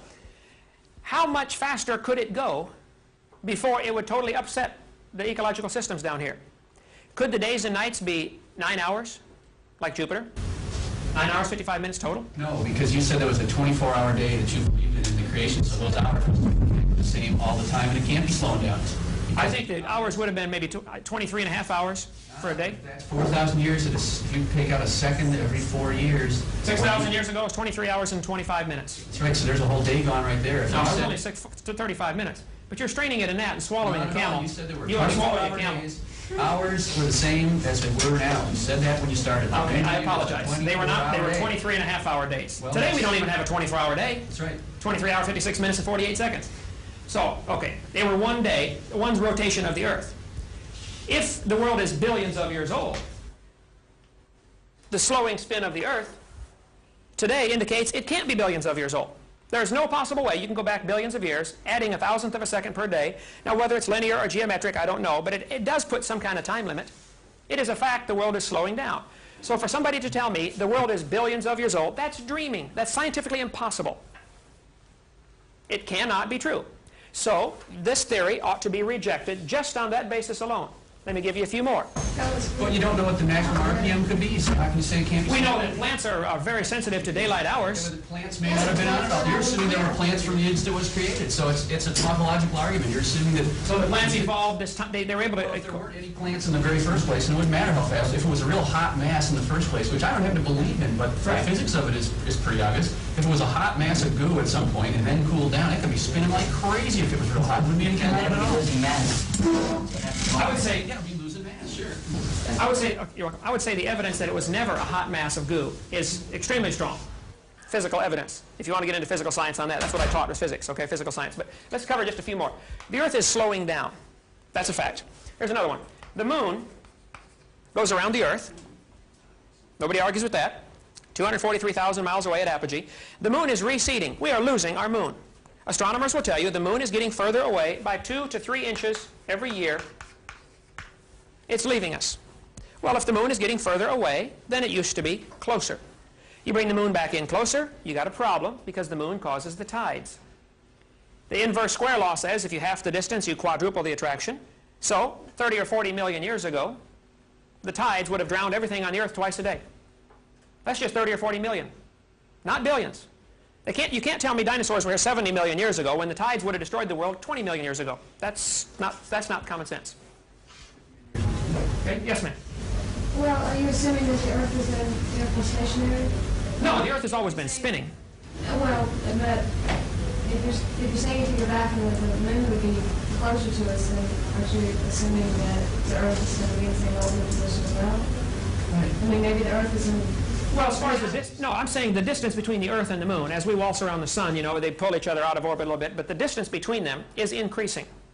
That's a fact. Right. Now, how do you interpret that fact? If you go backwards, if what you're telling us now, since the moon is creeping away at the rate of 2 inches a year, that eventually it'll go away. Right. Well, I'm going to use your same techniques. I'm going to back calculate, and at one point the moon was hitting the Earth because you're saying it can't spin. It has to be spinning in order to slow down. Well, in order to be moving away, it has to be at some position in the first place. It could never have been in an orbit to move from. It have to be on the surface of the Earth. The same thing with our temperature. If you go down in a coal mine, it gets hotter as you go down. Stick with the So spin of let's the moon. calculate the temperature back, and if you do that and say, gee, it's X amount of heat losing from the center out and go backwards like you're trying to do with this timeline, it'd be hot on the surface, and the moon would be sitting in the middle of Idaho somewhere like a big lump, and it would move out, move away at 2 inches a year, away you go. I mean, that's gradualism right there. Well, yeah, sure, but the whole idea of saying that we can't pick these things up in the middle and pick and choose which half we're going to look at. You can't extrapolate a process from the middle and say from an orbit, which we don't know, it's now moving 2 inches a year, therefore it's moving away. Well, okay, calculate backwards. That has to be 0 at some point. But see, the point it would be 0 would be 20 to 30 million years ago. Or 50 But million. it's only 4,000 years old. How could it be 30 million Which years fits ago? fine with the biblical account. If it was all created 6,000 years ago, the moon... When it was created? In orbit or I on can the calculate surface? back where it was. It was in orbit, but it wasn't. It was a little closer, not close enough to cause much difference. 6,000 years at 2 inches a year is insignificant. But when you try to say it's billions of years, it becomes very significant. Well, That's my point. But that's gradualism. That's assuming that these processes, that's using the evolutionist view and saying that the processes happen gradually all the time. Good point. Isn't that what they do on carbon dating? They watch carbon decay for 3 days in the laboratory and assume it happened for millions of years at that rate? It's the very same assumptions. But that's what you're using. You're using the carbon dating curve to tell me about the moon and the age of the Earth. I mean, you can't say the data stinks when they use it for carbon-14, but it's great for the age of the Earth. Oh, I'm in favor of carbon-14 dating. We haven't got into that yet. I'm in favor of that. I understand the assumptions it's based on and the limitations of it. And I think students ought to be taught that. This is why it doesn't work for certain objects. And if a student... Look it up in the book. They tell you that right away. Sure. I taught high school. You ought to see what's in the high school books. It is not that way. Okay. Oh, man, it wasn't in my high school books. All right. Let's stay with this. You said my point. I don't know if you purposely or not purposely missed my point. Not at all. Okay. I'm trying to follow your point. You keep picking and choosing which is No, I'm trying to be consistent here. The moon is leaving us. That's a fact. If you interpret that back in time, it does put a time limit. Either the Earth had to be stuck to the moon, or it was all created, already in orbit, and it's moved out a few miles. It certainly doesn't falsify the creationist viewpoint. The fact that the moon is moving would fit fine into the creationist viewpoint. It was created this distance, it's now a little more, big deal. Could the moon not have been moving exponentially, though? I mean, that is, I mean, gradualism works, uniformitarianism, I mean, works very well with a lot of things, but when you talk about the gravity, loss of gravity, if the Earth is slowing down, wouldn't the farther away the moon would get, the faster it would move? So possibly millions of years ago, it was not moving at 2 to 3 inches a year. It was maybe moving 2 to 3 inches per 100,000 years or 10,000 years. Yeah, that's why I mentioned, I don't know if it's a linear line back in, or geometric, or logarithmic progression. You know the equations for gravity, and you know he's absolutely right that the farther you get away, the weaker the gravity, so it will move farther. As the farther it goes, it'll move faster. It'll move much more slowly when it's closer, and it could sit there for billions of years and move 100 millionth of an inch a year, 100 millionth of an inch. As soon as it gets out there, wham, gravity starts to fade, and out it goes. That's perfectly consistent with the laws of gravity. Get your calculator out and figure that out. You'll find out that it puts a time limit of way less than billions of years. It doesn't fit the evolutionist time scale of 4.6 billion years ago, and then life coming here 3 million years ago. The evolutionists don't claim that the moon was put in orbit 4.6 billion years ago. They claim there's people out there that claim the moon was a capture, and they don't know the date of the moon. They're not claiming it was all made at once. The evolutionists don't say that for a minute. I don't even believe them, but I know they're not saying that. Okay, I know the capture theory has been disproven mathematically numerous times. That's the same mathematics that'll show you that it's not moving out at the same rate all the time, and that this I understand that. Sure, the inverse square law. We're picking and choosing which hunks of the math we're going to believe here, and that's pretty shaky. No. I'm just saying these are some facts. The moon is leaving us. That's all I said. My interpretation of the fact, I did not put in the fact column. I said this is the fact. Today, as we observe it, it's moving. It's leaving. How you want to interpret that is up to you. If you choose to interpret that it started on the surface of the Earth in Utah as a big lump and left us, or the Pacific Ocean, that kind of theory, the creationist would say there is not a problem with the creation viewpoint. If the world's only 6 or 7 or 10,000 years old, and the moon was created 220,000 miles away, and it's now 240,000 miles away, big deal. It has no effect. It is leaving us. That's a fact. Let me give you a few more. The sun is burning. As the sun burns, it throws off billions of tons every year of matter. It is losing mass. We observe it happening. Now, there's a great argument going of how does the sun burn? Is it by gravitational collapse, or is it by nuclear processes? The evolutionists assume it is by nuclear processes because of the severe problem that occurs if it is gravitational collapse. Nobody knows for sure what makes the sun burn. We do know as it burns, it's losing weight. Enormous amounts are flying off into space. Nobody questions that. It is losing mass. Sun loses mass. And consequently, it has been observed for 300 years that the sun appears to be losing diameter also. When they first began to measure the sun 300 years ago, Royal Observatory in Greenwich has kept careful records. The sun's diameter on a chart, on a graph of time over diameter, the sun has oscillated as, gas bubbles and things, whatever's going on in there. But the sun has had a general overall trend of shrinkage. The 300-year average indicates the sun is shrinking as much as maybe 5 feet every hour. This would lend credence to the fact that the sun is burning by gravitational collapse, plus the fact that there have been no neutrinos. If it is indeed a nuclear reaction, there ought to be neutrinos, and all the experiments in the deep wells have indicated no neutrinos. Now, that question is still being argued. I am fully aware of that.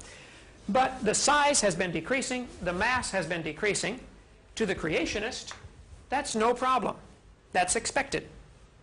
To the evolutionist who wants me to think this process has been going on for billions of years, it becomes a serious problem. Be it logarithmic or linear, you still have a problem. You have a time limit. This universe cannot be billions of years old. So I see no reason to reject the 6,000 to 10,000 year date given in Scripture. There's no scientific reason to reject that, and I think there are some great scientific reasons to accept that. I think there are some great scientific reasons to reject evolution as far as the time scale. Time, billions of years, is really only the first obstacle that evolutionists must overcome. If this theory of the general theory of evolution would go something like this. Let me simplify it down and show you where my objection is. The general theory of evolution, as it is taught in the books, says 20 billion years ago, and some say 15, some say 25. We're going to pick 20 as a reasonable average, okay? Oh, thank you, sir. The evolutionist is going to say 20 billion years ago, there was a Big Bang. Now, what exploded and where did it come from is a whole other argument. The creationist will get all in trouble. The evolutionist will say, well, you believe in the beginning God. Where did God come from? But the evolutionist starts off in the beginning dirt or matter, and they don't know where that came from. Really, both are philosophical worldviews, which is my whole point. We are teaching a religion to our kids in school. They say we can't have religion in the schools. We've already got it. Evolution is a religious worldview, the general theory of evolution. 20 billion years ago, something exploded. Now, where it came from, they don't know. 4.6 billion years ago, Earth cooled down into the glob that it is today. I think there are many scientific problems with both of these, which I could go on for hours if you want. But then, somewhere about 3 billion years ago, life arose from this dirt, rock, matter, non-living material. Life arose from non-living material. By some process, whether it's Miller's experiments or whatever, that's what is taught in our books. Life arose about 3 billion years ago. Really, it is spontaneous generation. No matter how you want to label it or color it or package it, they do believe and teach spontaneous generation. It's the dust of the earth. It says that right in the Bible. Sure. But the dust of the earth from the creation involves an intelligent creator. God can take the dust and put life in it. The dust itself cannot put life in itself. That's the big, big difference. Then, as things went along for 3 billion years, this life somehow began to reproduce. Reproduce itself. Going from dirt to life is a gigantic jump. Going from life to reproducing life is another gigantic jump. Okay? But this is what is taught in our books. This reproducing life, then, as time goes along, produces variations.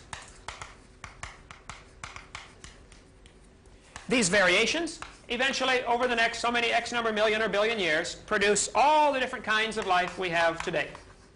The basic kinds. Is that the general theory of evolution? I say, this begs the question. What exploded and where did it come from? In order to have a Big Bang, you must start with two things. You must start with some matter and some energy. Enormous amounts, actually, of both.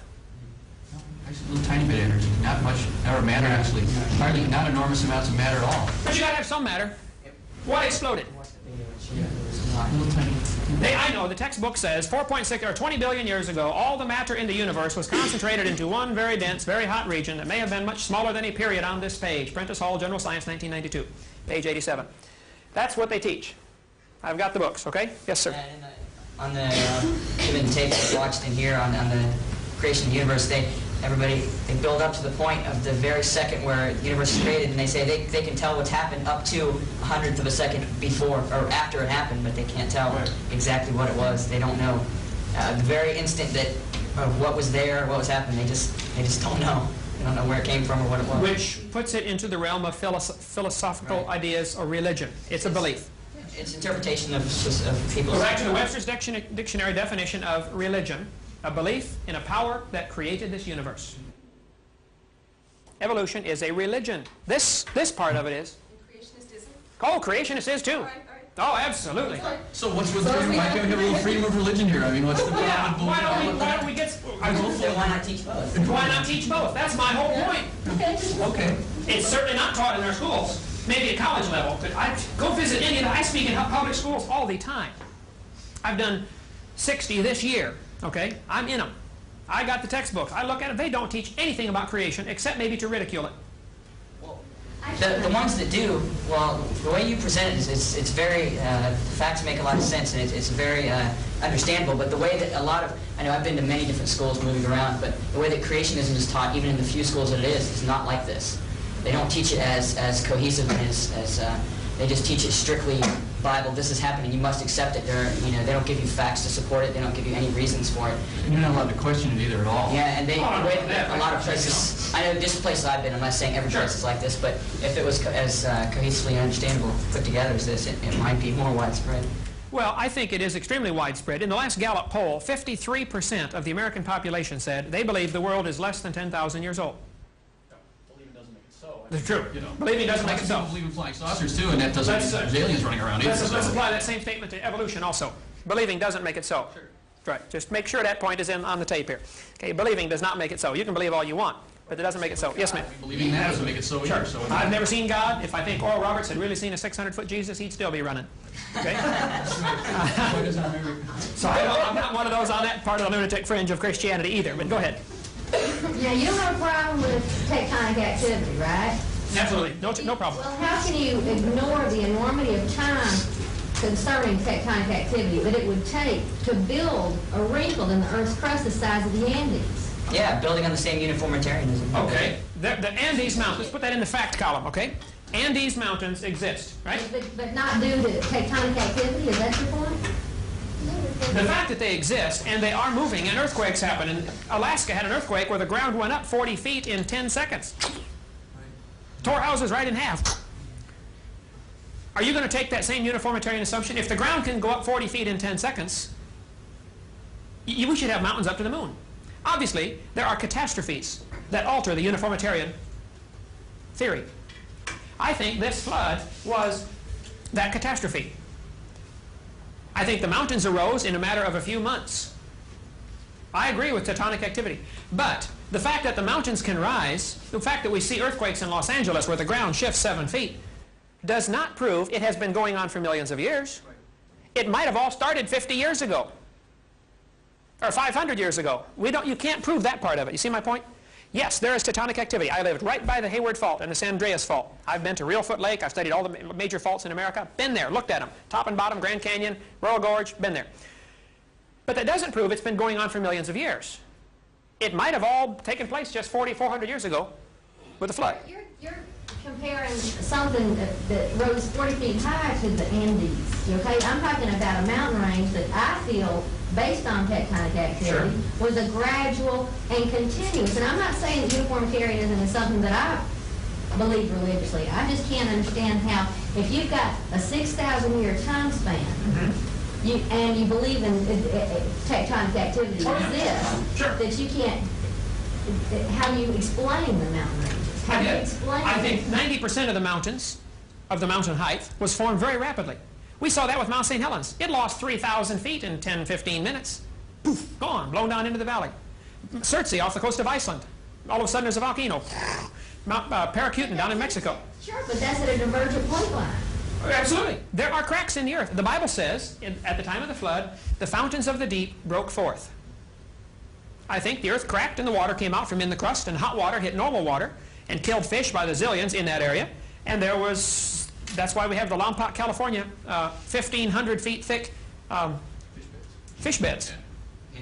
To me, you think that 1,500 feet fish beds in Lompoc, California was uniformitarian?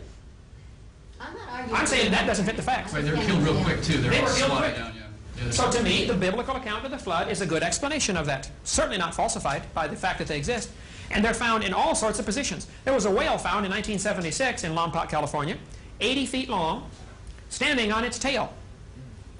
thousands and thousands of layers of sediment all the way around it. And yet for years, the uniformitarianists have been saying each layer is a different season. Well, if you got an 80-foot whale, and the layers are 50 layers to the inch, that whale did not stand there for millions of years on his tail. Obviously, those layers were deposited very rapidly. If you want documentation on that, I got it here on the table someplace. I'm on the Lompoc, California, and what happened? I've got some of the fish fossils. You know, some are flat in the layers, some are standing up, running through the layers. Those layers did not get deposited in uniformitarian process.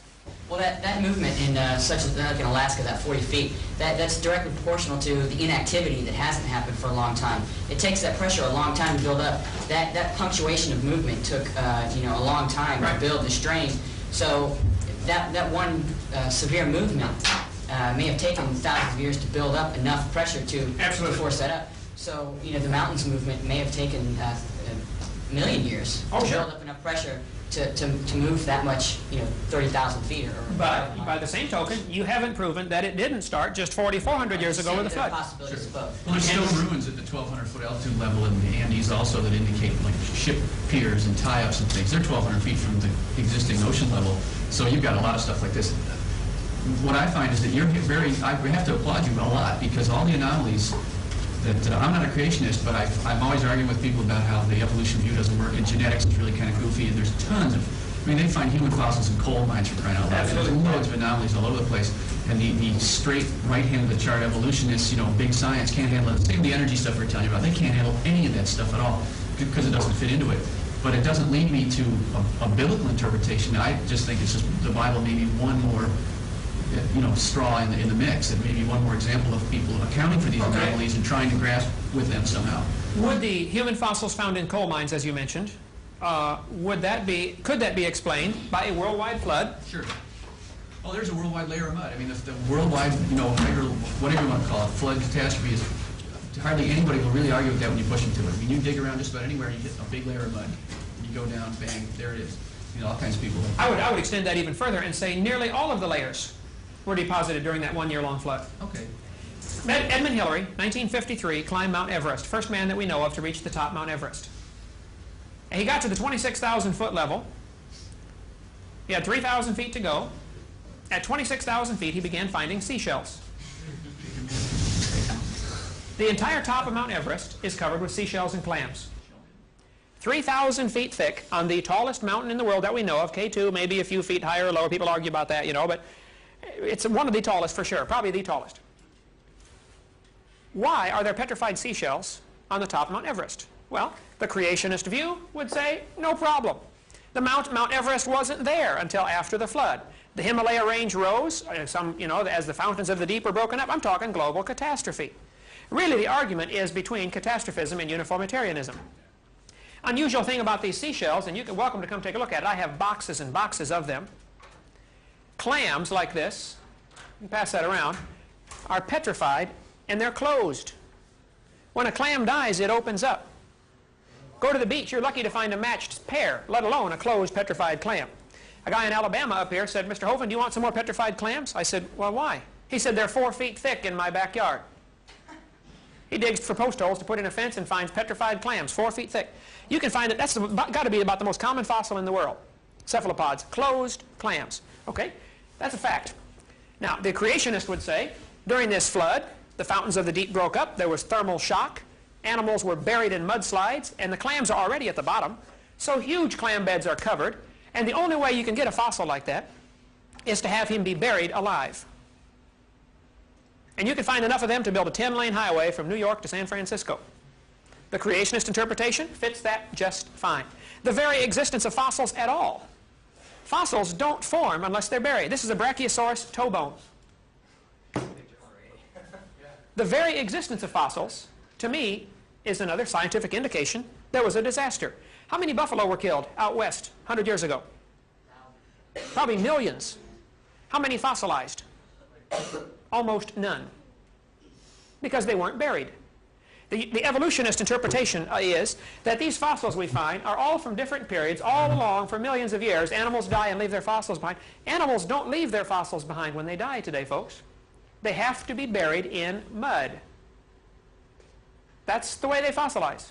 I think to support your view, or I guess what is also my view, which isn't necessarily a Bible view, but is this kind of something very unusual occurred, is that there's an interesting fossil that they've got at Buffalo that is a trilobite that is preserved in stone mud, and its tracks are also preserved, and it's wandering in a little spiral pattern, and the tracks are spiraling, and it goes about 4 feet and it dies. And their explanation is that it wandered into a toxic puddle, which of course sat there, totally undisturbed for a million years till it turned into stone. But this, to me, it obviously happened really quickly. I mean, sand, raindrops would interrupt a sand pattern. I mean, it doesn't like go to the beach and draw in the sand and see how long that lasts. I mean, there's layers of stone that are essentially beach waves that are hardened and that are solid. Red Rock happened very quick. Denver, I've been there. Yeah, Red Rock's, we've been there a bunch of times. It's that stuff happened real fast. And the dinosaur footprints at Red Rock are at a 45-degree angle. Okay, let's give the creation. Slide off, exactly. Sure, the creationist interpretation is it was flat land, the dinosaurs are fleeing the flood, they left their tracks behind. It took several months for that flood to kill everything. You get rising and lowering waters, and they leave their tracks, they get hardened. Somebody else leaves tracks, they get another layer. Eventually, the mountains lifted up, and today the tracks are at a 45-degree angle. There's no problem with that evidence as far as the creationist viewpoint. That fits fine. Now, both are theories. The anthropology, which is what this class is, and we probably ought to stick a little more to that, anthropology, we're off on all these philosophical rabbit trails, but anthropology, the philosophy of this author and this whole course is man is progressing. We used to be more primitive. We used to be some kind of ape-like animal, or we have a common ancestor with the apes, and we went through these various stages of Homo erectus, Homo habilis, Homo sapien, etc. And I say all of that is baloney. I think after this flood, there's been a variety of people produced. Some maybe had Eskimos, for instance, live in environments where they get plenty of fish oil, almost never have heart attacks, but they're deficient in other vitamins. Different people in different climates tend to get certain deficiencies. Unusual traits would become pronounced. Indians have high cheekbones. Orientals have different color skin. Blacks have a different color skin. All have a common ancestor, I would say. It's Adam. Or, even after the flood, Noah's sons. I don't know who Noah's sons were married to as far as daughters. There may have been some diversity before the flood, and one of those daughters may have been considerably different, which would have preserved unusual genes through the flood. But there's no problem from the creationist viewpoint. It has never been falsified. The creationist, young earth creationism, was rejected by many in the 1800s, not because it was falsified, but because it didn't fit their lifestyle. Thomas Huxley said, we like evolution because it gives us sexual freedom. There's no longer a creator that says, thou shalt not commit adultery. That's why Thomas Huxley liked evolution. I don't know if that's why everybody likes it, but that's why he liked it. You mentioned Noah's sons, or Noah's daughter, Ham, Sem, and Japheth. And do you think it would be possible that the populations in the world today could have been created by three couples? Could the populations today be created by three couples? Absolutely. That's what I showed you earlier, the population growth statistics. At the time of Jesus Christ, there's only 1/4 of a billion. Normal populations grow 2% a year. If you figure 2.6 kids per family, and you knock out 30% of the population every 100 years for floods and famines or catastrophes, wars, you can generate from 6 people, you can generate a population of 6 billion in 4,000 years. Nobody will argue with that, that knows their mathematics. Now that doesn't prove it happened, but it proves it could have happened. It doesn't falsify the biblical account, is my whole point. Another whole subject we may want to discuss, and this last time I was here raised a, no, that's not it, raised a lot of eyebrows. What are the results of the worldviews? I think we could take the results of each worldview and show you there are some great differences. Go ahead and unload it all, bud. I don't want to tear those posters up. Some have taken the evolutionist worldview, and it has made them very concerned about the environment. They think man is it. I'm going to use the expression man is God, but by that I mean man is responsible. We're the only ones who can fix this world. If we don't fix it, it ain't going to be fixed. Man is responsible. Man is the God of this world with a small g. And because of that, there has been a strong environmentalist movement. Environment.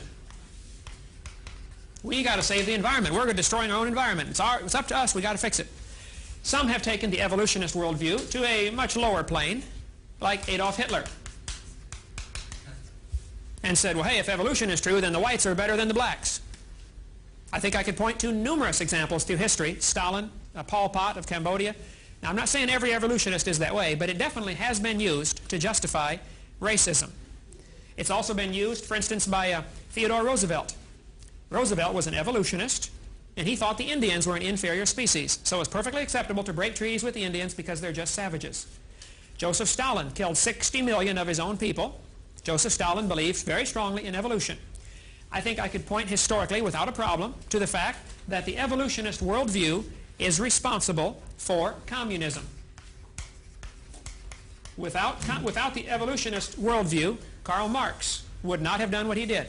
Karl Marx tried to dedicate his book to Charles Darwin. Go look at the title page, Das Kapital, in his original one. He knew evolution was the motivating factor for communism. I think you'd find some creationists that have taken the fact that they think there is a creator in this universe. Somebody made this place.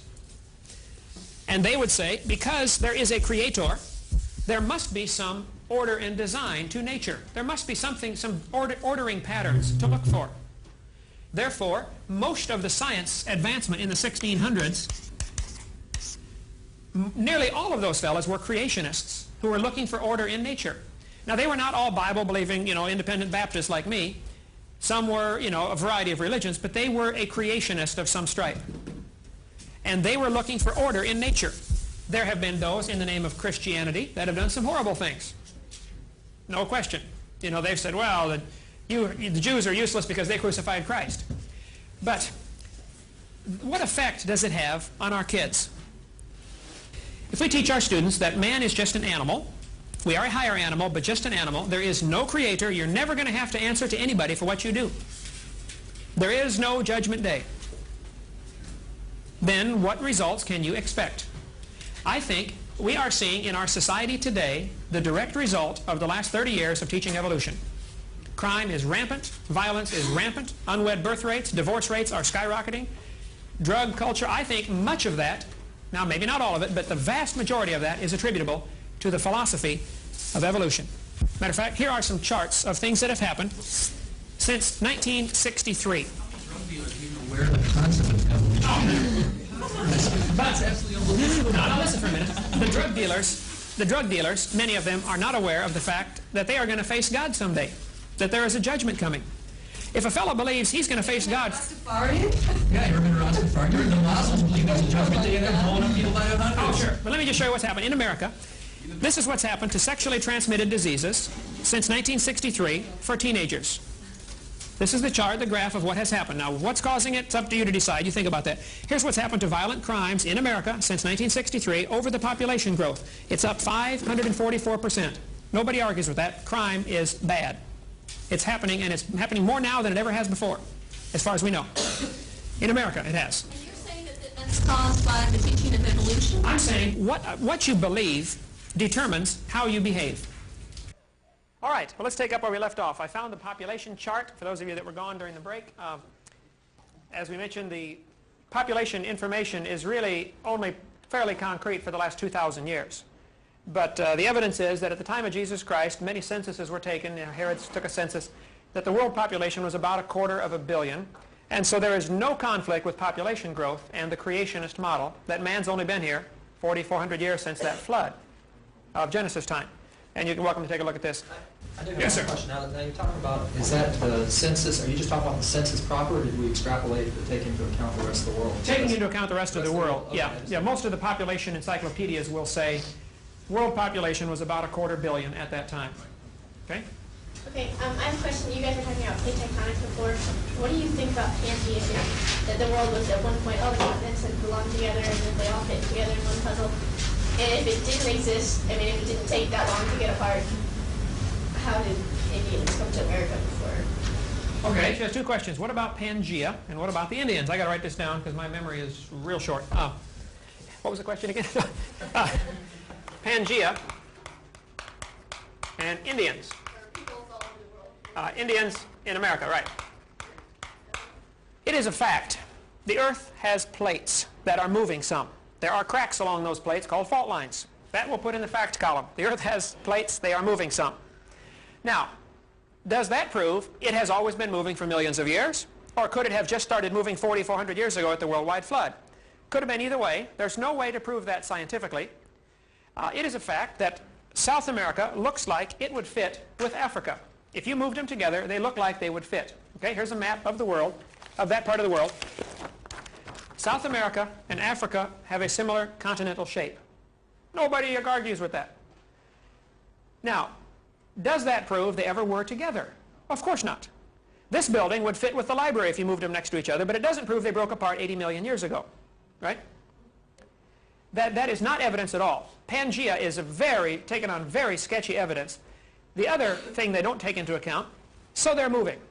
Well, maybe they started 2,000 miles apart, and after the flood, they've moved, 50 miles in the last 4,400 years. Also, if you remove the water from the ocean, there's dirt under there, okay? The continents are not lily pads floating on a pond. There is a solid crust to this earth which goes under the ocean also. So, they don't just move around that easily. Yes, they are moving a little bit. I say that's just leftover movement from the flood 4,400 years ago. And the earth is still experiencing a little bit of shifting, and some mountains are still going up, and there are still earthquakes and volcanoes. But that's leftover remnants of this disaster from 4,400 years ago. It is also a fact that the oceans have two distinct parts to them. We have what's called the abyss, the deep part of the ocean. 15,000 feet is the average depth. And then all around the continent is a continental shelf. A cross-section of the ocean, if you could imagine this in your mind, we're going to draw a cross-section. Now, you got to understand that less than 1% of the ocean floor has been explored. Way less than 1%. I called the people in Washington, D.C. that make the maps and said, now these contours you have on the ocean floor, how much of that is science and how much is that interpretation? And the lady in charge said, well, we've explored less than 1%, so 99% of that is guesswork. But let's assume it's reasonable. I'm not going to argue with that.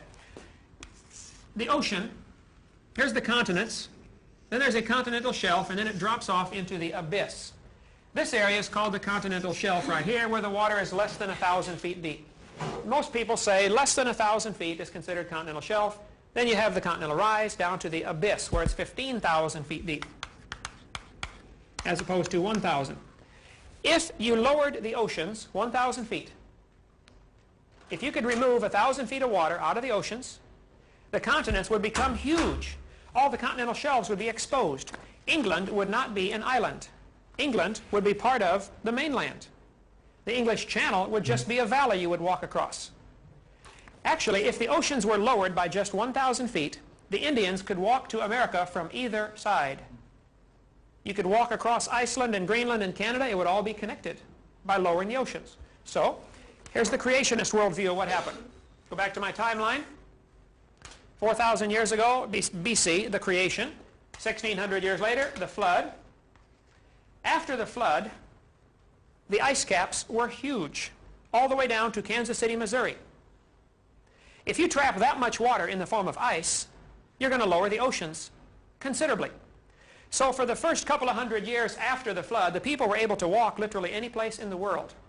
As the languages, after the Tower of Babel incident in the Bible, when the languages were created, the people broke up into their small inbreeding groups, and they traveled any place they felt like traveling. You could walk to Australia.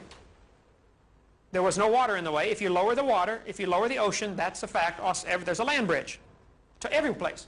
So for the first couple of hundred years, the people dispersed around the world, including to America. And then as the melting ice caps caused the water to rise, the continents became separated. The Bible says in the days of Peleg, the earth was divided. Well, Peleg lived, where's my chart here? Peleg was born 100 years after the flood, by the dates given in the Bible, and he lived for 239 years. During Peleg's time, the Bible says the earth was divided. I think that means a couple of things. I think that's when the earth was divided up into the different languages and consequently nationalities.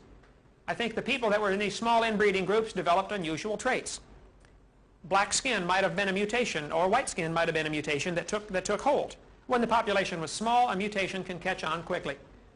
I don't have any problems with mutations. I don't have any problems with natural selection. Natural selection works, but it doesn't prove evolution. It might prove creation. Natural selection is not evidence for either side of this argument. It has nothing to do with the argument. After the flood, the populations began to spread out, and they could come over to America or any place they felt like, and the oceans kept coming up deeper and deeper and deeper. maybe for a 400 or 500 year span. The ice caps were advancing and retreating, maybe for 1,000 years. During that time, cities would be built near the beach and consequently have to be abandoned as the waters come up. And maybe that's why we have legends of lost cities like Atlantis, and why there are some unusual features underwater. You know, there's some, looks like buildings in 30 feet deep water down by, you know, Bermuda. That could be explained from the flood. The consequences of the global changes, the climate changes, would cause a rising and lowering of the ocean, I think, pretty dramatically. So a long answer to a short question. The creationist would say the continental shelf was exposed, and that's why we have underwater erosional features like there are canyons bigger than Grand Canyon underwater, which means it must have been above water, or it wouldn't erode like that. Okay? Yes, sir.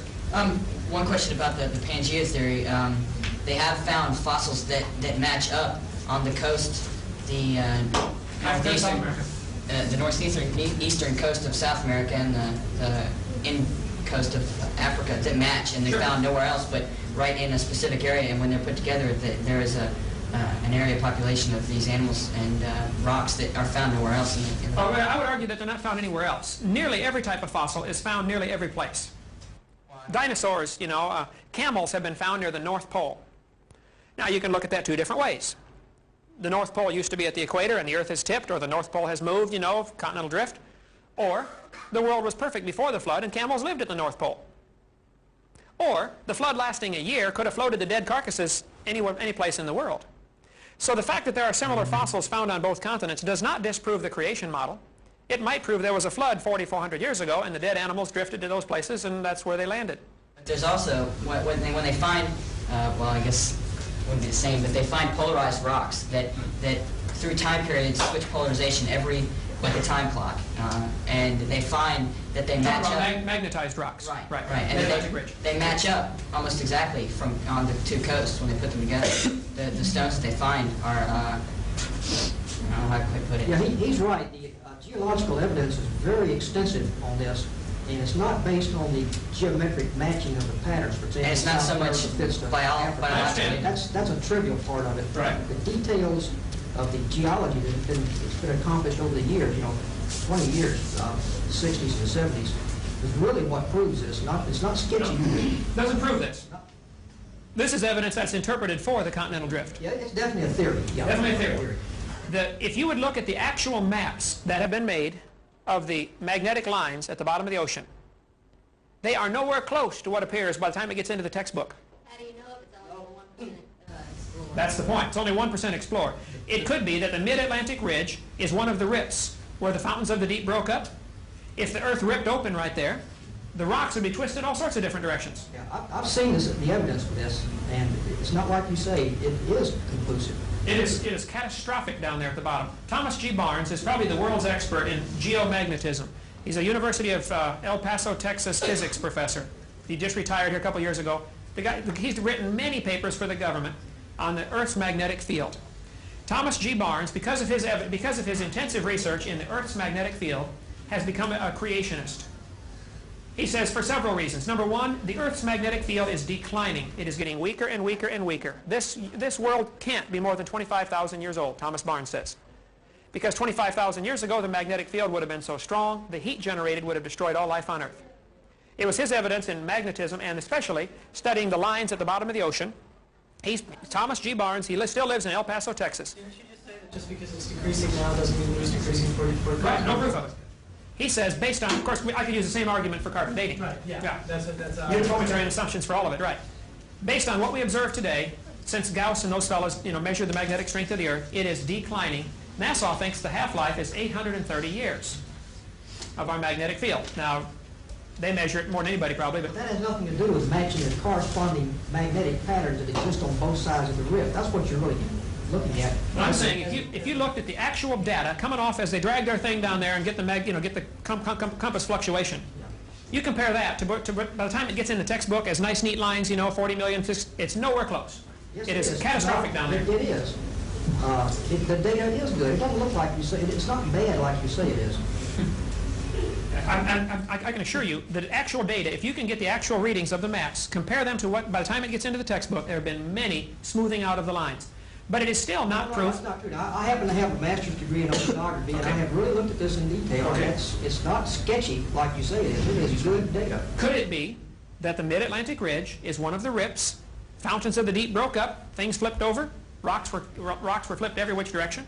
You And can from go out there and see it happening right now today. Oh, it's spreading, no question. Right now. It is spreading. Now, they watched it with lasers bouncing off of the satellites, you know, to see if Europe and America were getting further apart. After 8 years, the satellite fell out of orbit, and entropy again. But after 8 years, they watched for continental drift in the Mid-Atlantic Ridge. None was observed. But they said, well, because of atmospheric twinkle, the laser going through the atmosphere gets 0.046 arc seconds of atmospheric distortion. There may have been 3 centimeters, and we didn't detect it. Very true. There might have been undetectable because of allowance of error. So they interpreted that the continents are moving 3 centimeters a year or something like that, and they may be. I'm not arguing that. There isn't real positive proof that they are, at least the Mid-Atlantic Ridge. We see the vents down there and things like that. You know, there's no question of hot water vents, and there seems to be new material forming down there. But again, that doesn't disprove the idea of a flood 4,400 years ago. If the fountains of the deep broke up, the continents may have slid hundreds of miles in a few hours, and crashing in someplace else lift up the Himalayas. Read the books on evolution. It talks about India crashing into Asia, raising the Himalayas. They use the same terminology. But it all could have happened in a few years. It doesn't have to take millions or hundreds of millions of years for that stuff to happen. Could have been either way. That's my point. Both are interpretations. Both are really religious worldviews, unsupported by the hard facts of science. And the argument is, hey, we can't teach religion in the schools, and I keep coming back, we already are. This is as much religious as this, or as much scientific. That's not religion. I know you've been through this, but religion infers a supernatural force, whereas science evolution does not infer a supernatural force, so therefore... Evolution is not a supernatural force? It's not a supernatural being. It's a scientific It's theory. not based on supernatural force, whereas creation is near the supernatural creator. Therefore, I contest your definition of religion. Okay, here, I got it right here in my pocket. Okay. I'm telling you, in the books, and what we're teaching to our kids in school, and on Carl Sagan's show, Cosmos, you know, billions of years ago, evolution is presented as if, as if it is a force that governs the universe. And sometimes it's even capitalized, capital E, evolution, like it is a god. Read your books. I bet I can find it in here, where the word evolution is capitalized. Evolution is the driving force. It is God. Oh, I don't know. No, I never heard Read your book with that thought in mind, and I think you'll say, wow, that's what they're teaching. Okay. Never mentions Why did we go from simple life forms 3 billion years ago, when there's no such thing as a simple life form, but we're going to use their words here, a simple to complex. Easy, because Ilya shows that systems that we think are chaotic spontaneously organize into higher levels of complexity as time goes on. Yeah, That's not what this book teaches, I'm sure. That's what the Nobel Prize teaches. That's what Prigogine won his Nobel for, and that's what I was trying to tell you before about entropy being an illusion. That's a known process. It's an explained process. It's a leading edge process. Wait, hold on. Say that again. It's a process. You're showing me that you're telling me that animals in the laboratory have been changed into something. Oh, no, not animals in the laboratory. I'm not talking about animals. You keep talking about animals. You're talking about entropy here and going from simple to complex. I'm talking about information. It's information theory. It happens all the time. You ever heard of chaos math? You ever seen fractal generation? I'd love to get you to Las Vegas, man. I can make a fortune off of you because you gamble on the long shot. Not at all. You're saying simple to complex. You're saying the greater the odds are against it happening, if the chances are 1 in 10 million of flipping heads 5,000 times in a row, that proves it happened that way. You give them the whole universe 4 quarters, and Not at all. Who's going to flip them quarters? The quarter's going to wear out before you won't be able to tell which is his. You're unaware of Prigogine's work. I'd advise you to read his book, read the study of what he did, and then talk about it. There have been people all through history, the last 200 years, let's take. Charles Darwin gambled on that. Well, there must have been changes. No, I'm not talking about a gamble. I'm talking about a mathematical stochastic process. It's not talking about gambling. It's not talking about animals. It's talking about chaos and information, plain and simple. There it is. Just look it up. Starting from The simple to the complex. You think that happens all by itself with no addition? All by itself. It's a property of information-bearing systems. I think you are dreaming. Fine. I think you're dreaming when you dream about God. So are you. I mean, You got a ghost story going on here with supernatural beings, puppet strings. It's crazy. You have this mysterious process that is going from simple to complex. It's well defined. And it We'll works. see that you get information on it, because obviously we're not getting any further right now. Okay. We'll get you information on it. Get the information on it. Yes, sir. I just have a question. I mean, I know there's no provable evidence of this. I just want to know if the evolutionist theory of the creation of the world is that it came from a single dense atom of energy. Well, the creationist theory is it came from God. God created it. Where did God come from? Or is there anybody that has any theories on where has he just always been existing in a void, or what happened before he created it? Was there something else? Good question. Where did God come from? That is going to be unanswerable from our perspective here on Earth. What about the Sumerians book? The Sitchin's work with Genesis Revisited about where the Creator came from. You read the book? Well, see, the reason they believed that is because they had not heard me speak. If they had been to my seminars, I would have said. That's not the same means that the Bible has been generated from. No, I disagree with that, but that's what's into how we got our Bible. Give me your question one more time. Give me back on track. You want to know? Yeah, where did God come from? And is there anybody that has any theory now? I mean, it's so feasible. There is no proof of that either way, but let me give you an analogy. I taught geometry, science, and mathematics for years. In geometry, in plane geometry, you deal with just flat substances. Let's suppose we have two people, Mr. Flat and Mrs. Flat. Okay? Here they are, Mr. Flat and Mrs. Flat. They live in Flatland, the chalkboard. They have no comprehension of the third dimension, right? All they see, actually, you and I as three-dimensional beings, you can see two dimensions, width and height, and you understand depth, but you don't really see depth in the strict sense of the term. You could take a picture of what you're looking at, and it would be flat, but you would still perceive the depth in it. Third dimension is really something we perceive. You don't really see it, if I can get the difference across. Mr. Flat would see Mrs. Flat as a straight line.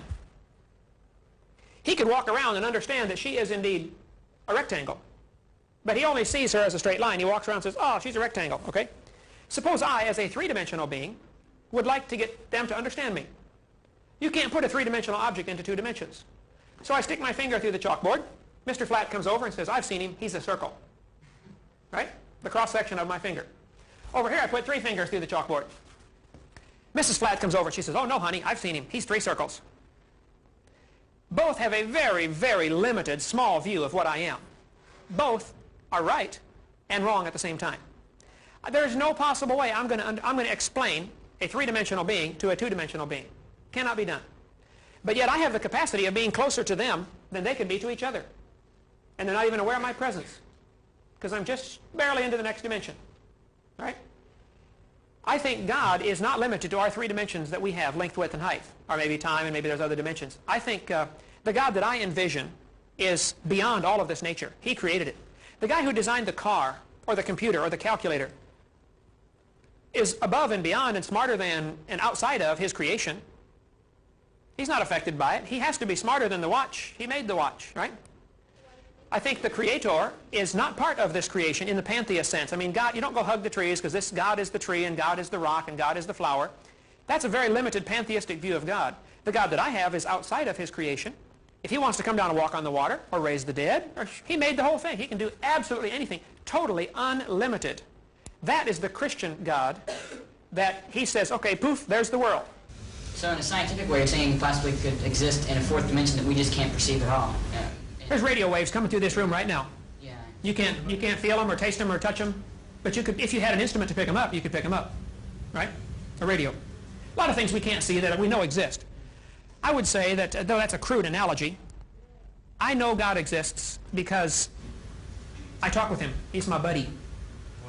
I've been saved 25 years ago. I accepted Jesus Christ as my sacrifice. He paid for my sins. I am now going to heaven, not because I'm good, but because I've been forgiven. And anybody can have that. Jesus Christ came and died. God made this world. The people rejected God's authority, decided they wanted their own will. God says, no, I still want you. Some want him, some don't. Most don't. And God's the boss. He's going to take care of all that. His, judgment day will come, and God will straighten it all out.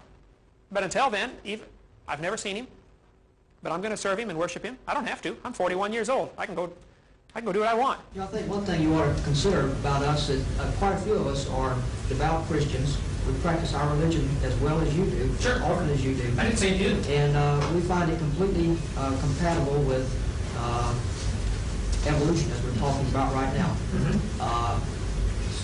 You seem to be insisting that this is not the case, that we, because we are espousing evolution, that we are not Christians or something like you put on a board a while ago, we're associating with communists and Nazis.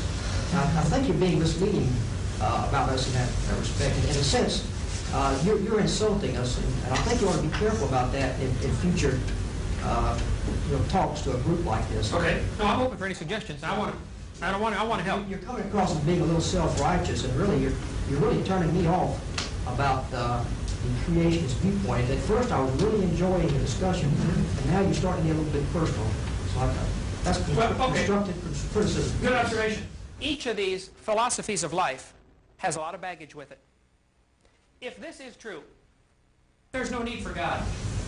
Why not? Why not? What did he do? That's what I just got here saying. Evolution is the process of change, not the process of It's creation. human nature for us to believe that there's a being out there, some divine something to answer the questions we can't answer. But there's no problem with that. It shouldn't be a problem for us to try to find our own answers either. Yeah, that's God's finger snap, the Big Bang. Right. That's a way of looking at it. You believe God started with the matter, God supplied the energy, and God supplied the matter, and God started.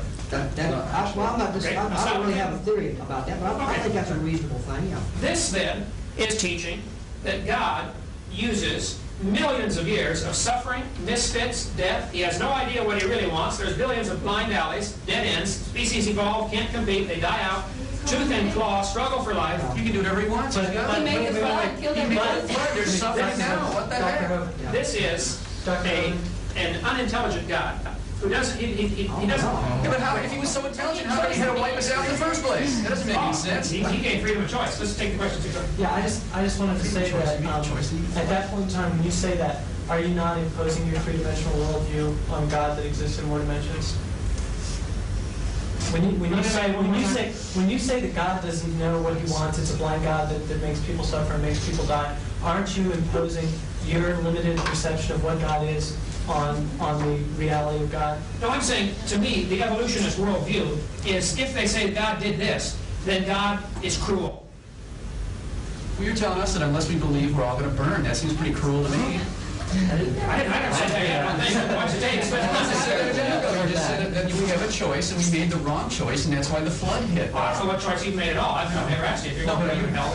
Yes, but Do you not feel that what's going on now in the world is not cruel and that God is not aware? there's a lot of cruelty going on now. I mean, you're saying that if that being so, that there would be a long period of time of cruelty, to explain this kind of cruelty.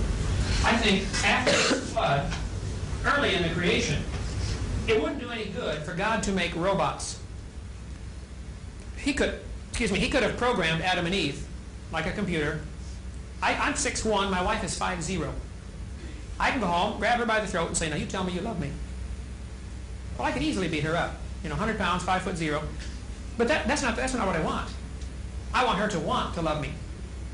So God gave his creatures, his creation, a freedom of choice. God said, Adam, here's the rules. Do this, beautiful world, got everything for you, I just don't want you to stay away from that one tree. If there was no choice, if there was nothing to choose between, then it's not really a choice. Then when man sinned, God right away started a program to buy back his creation, if they'd take it. But see, God being perfect and just, the God that I worship, absolutely perfect, he cannot tolerate sin. Everything must be fixed. We get all upset with our justice system because the criminals go free. There's something in man that wants justice done. Somebody murders somebody in your family, you want to see some justice done. That's just part of human nature. We want justice. I think that's part of our shady image of God that we still have. We like things to be fair and just. God created it, they sinned. God says, I'll pay for it if you'll let me. I'll die on the cross. My blood will shed, I will pay for your sins if you'll accept me. Some don't want to, some do. So man has been the cause of progressive decline in this country. There have been more and more problems in this world, more and more violence, more and more anger because people have rejected God, the God of the Bible. I think the cruelty that's going on here is man to man and caused by man. The evolutionist says there was billions of years of cruelty before man ever got here. You're calling it billions of years of cruelty. Why are you calling it billions of years of cruelty? Were the, when the simple life forms evolved, did they have to compete? Sure. Did they have to kill each other to get ahead? Was there struggle for life? Was there There is now. death? There is now. There always Oh, there is now, right. Has this been going on for years before man got here? Sure. That's the evolutionist worldview. That man came on the scene somewhere, some kind of primitive man, whoever it may be, along in here someplace. Right. The creationist says man was made perfect to begin with, and we've seen a steady decline. God is going to intervene. He's going to fix it. You mentioned the creationist tigers were not meat eaters. Absolutely. The Bible teaches before the flood, everything was vegetarian. It was not until after the curse, when man sinned, or it was in Genesis chapter 9, Genesis 9:3, the Bible says God told Noah, now you can eat meat. Man was initially told in Genesis 1:29 and 30 to eat plants, vegetables, and seeds. Vegetarian diet. Under the pre-flood world with the increased air pressure, people today live fine on, vegetarians do just fine today. But everything was designed to be vegetarian, including all the animals. And it was maybe because of the climate changes or maybe because of atmospheric conditions that they became carnivorous. As far as venom for the snakes, the University of Oklahoma has done intensive research on snake venom. Oklahoma has plenty of rattlesnakes. They have found that if you get a snake bite and you shock it with a stun gun or with a spark plug, take a spark plug wire off, turn the motor over, zap, and spark. If you shock the spot where the snake bit you, it will straighten out the protein molecule. When a snake bites you and injects the venom, be it hemotoxic or neurotoxic, the snake venom is a complex protein molecule that's all tangled up and your body can't do anything with it. But the electric spark straightens out the molecule and it becomes a vitamin. It's nutritious. Well, this is getting very bizarre here. You better go see what University of Oklahoma. Now listen carefully. No, it's true, but I mean, to think that snakes are around biting you for your own benefit is pretty... I think snakes, now just listen, snakes have very sensitive heat pit organs. They can sense 1/1000th of a degree. So when you're sick, a rattlesnake comes along and says, gee, you're on a... This guy needs vaccinated. I'm going to bite him. Oh, that's... How did we get poisonous snakes? What's the evolutionist interpretation? This came about by blind chance? You know the complex mechanism of a poisonous snake? Sure. There's a zillion things have to evolve simultaneously. It uses its venom to eat its prey. It can control the amount of venom it puts in a mouse. It can stun it. And that all just happened by chance? I'm not talking about That's what you believe, though. It's not a vitamin. agree with That's mutation? sure. Yeah, but you're saying these very No, I'm not. I'm not Okay, saying that at all. but the evolutionist says these very complex systems that we have. For instance, the human eye. A billion things have to be right to make it work, and only one thing has to be wrong to make it not work. And that came about by chance over millions of years. The process of trial and error, basically. Here we are back to this process. Now, this is the mysterious process that I keep referring to. This is God. You can't name the process. Evolution is a process, and evolution is given all of the attributes of God. This mysterious process is able to create complex things from simple things. This mysterious process, called evolution with a capital E, is capable of starting from nothing and going to everything. This, I don't care if you want to admit it or not, you check me out, this is your God, a process. Somebody else had a question? No? Okay. This is a label for something we don't understand. You call it God, you could call it Bob, you could call it, anything. I mean, it's just kind of silly to get down on analysis and say, the ergo, we don't understand it, ergo, it's God. I mean, that's pretty wacky. But you are attributing a personality. No, you are. You're saying that it's God. He's just. He's got rules. He's got commandments. He doesn't like us. No, I'm saying it's a process. I'm saying it hasn't any rules at all. It doesn't care. It's a process. This process of evolution is one that has the personality. Evolution. You read the books. Evolution experimented with this for millions of years until it finally came up with a design that works. Isn't that those kind of sentences are in here, right? The difference being the attribution of evolution is multiple beings or animals on Earth that have changed and caused a group difference. And difference in God is it is one being putting its processes down on multiple beings, not creating, not because of evolving. Occurrence, something happens, if what happens, maybe this animal has to evolve because of that or some other catastrophe, and not because something else wanted it to change. Because these beings, the creatures that lived on the earth, needed that change or... How did they know they needed it? They didn't know, it just chemically, biologically, it had to happen for them to You're back to your magic process. But it doesn't have personality. It doesn't say this must happen because I want it to. It happens because if this is to survive, Gravity it must just change. fall down because the floor loves them and it wants to grasp them more tightly. Just fall down because they fall down. Okay, nobody understands what gravity is. I mean, I taught physics. We know, the velocity of different objects based on what planet they're on and all that stuff, but there isn't anybody who knows what gravity is. How does the Earth know where this chalk is right now? It's at least understood. It doesn't. That's the whole point. It doesn't have the attributes of personality. It isn't. Cruelty doesn't enter into this process at all because we define cruelty. You shoot your dog when it's hit with a car, you're putting it out of its misery. You're still killing it. Is it cruel or not? That's a value that we put on there. Okay, now let's take that same analogy for those who say God is cruel by killing the infants in Sodom and Gomorrah. That's the same. Now let's follow this through now. Suppose that God knows that that city is full of diseases, including the children, because of their just horrible practices with all sorts of things that they were doing, incest and homosexuality and things that filled that society with diseases. God's people are going to move into this area. God says, I want you to kill the whole population for their own good and for your good, so this disease is wiped out off the earth. Who created the disease? Then the guy's a smart God. He's a smart God to command the execution. It's like me pulling weeds out of my flower garden. Created all the disease. I mean, if God's created it all, he created the diseases. So, Wait. Let's not say God created the diseases. Some of the diseases are perfectly fine and helpful to different organisms, like sheep. Sheep get venereal disease. It's no big deal. It's like a cold.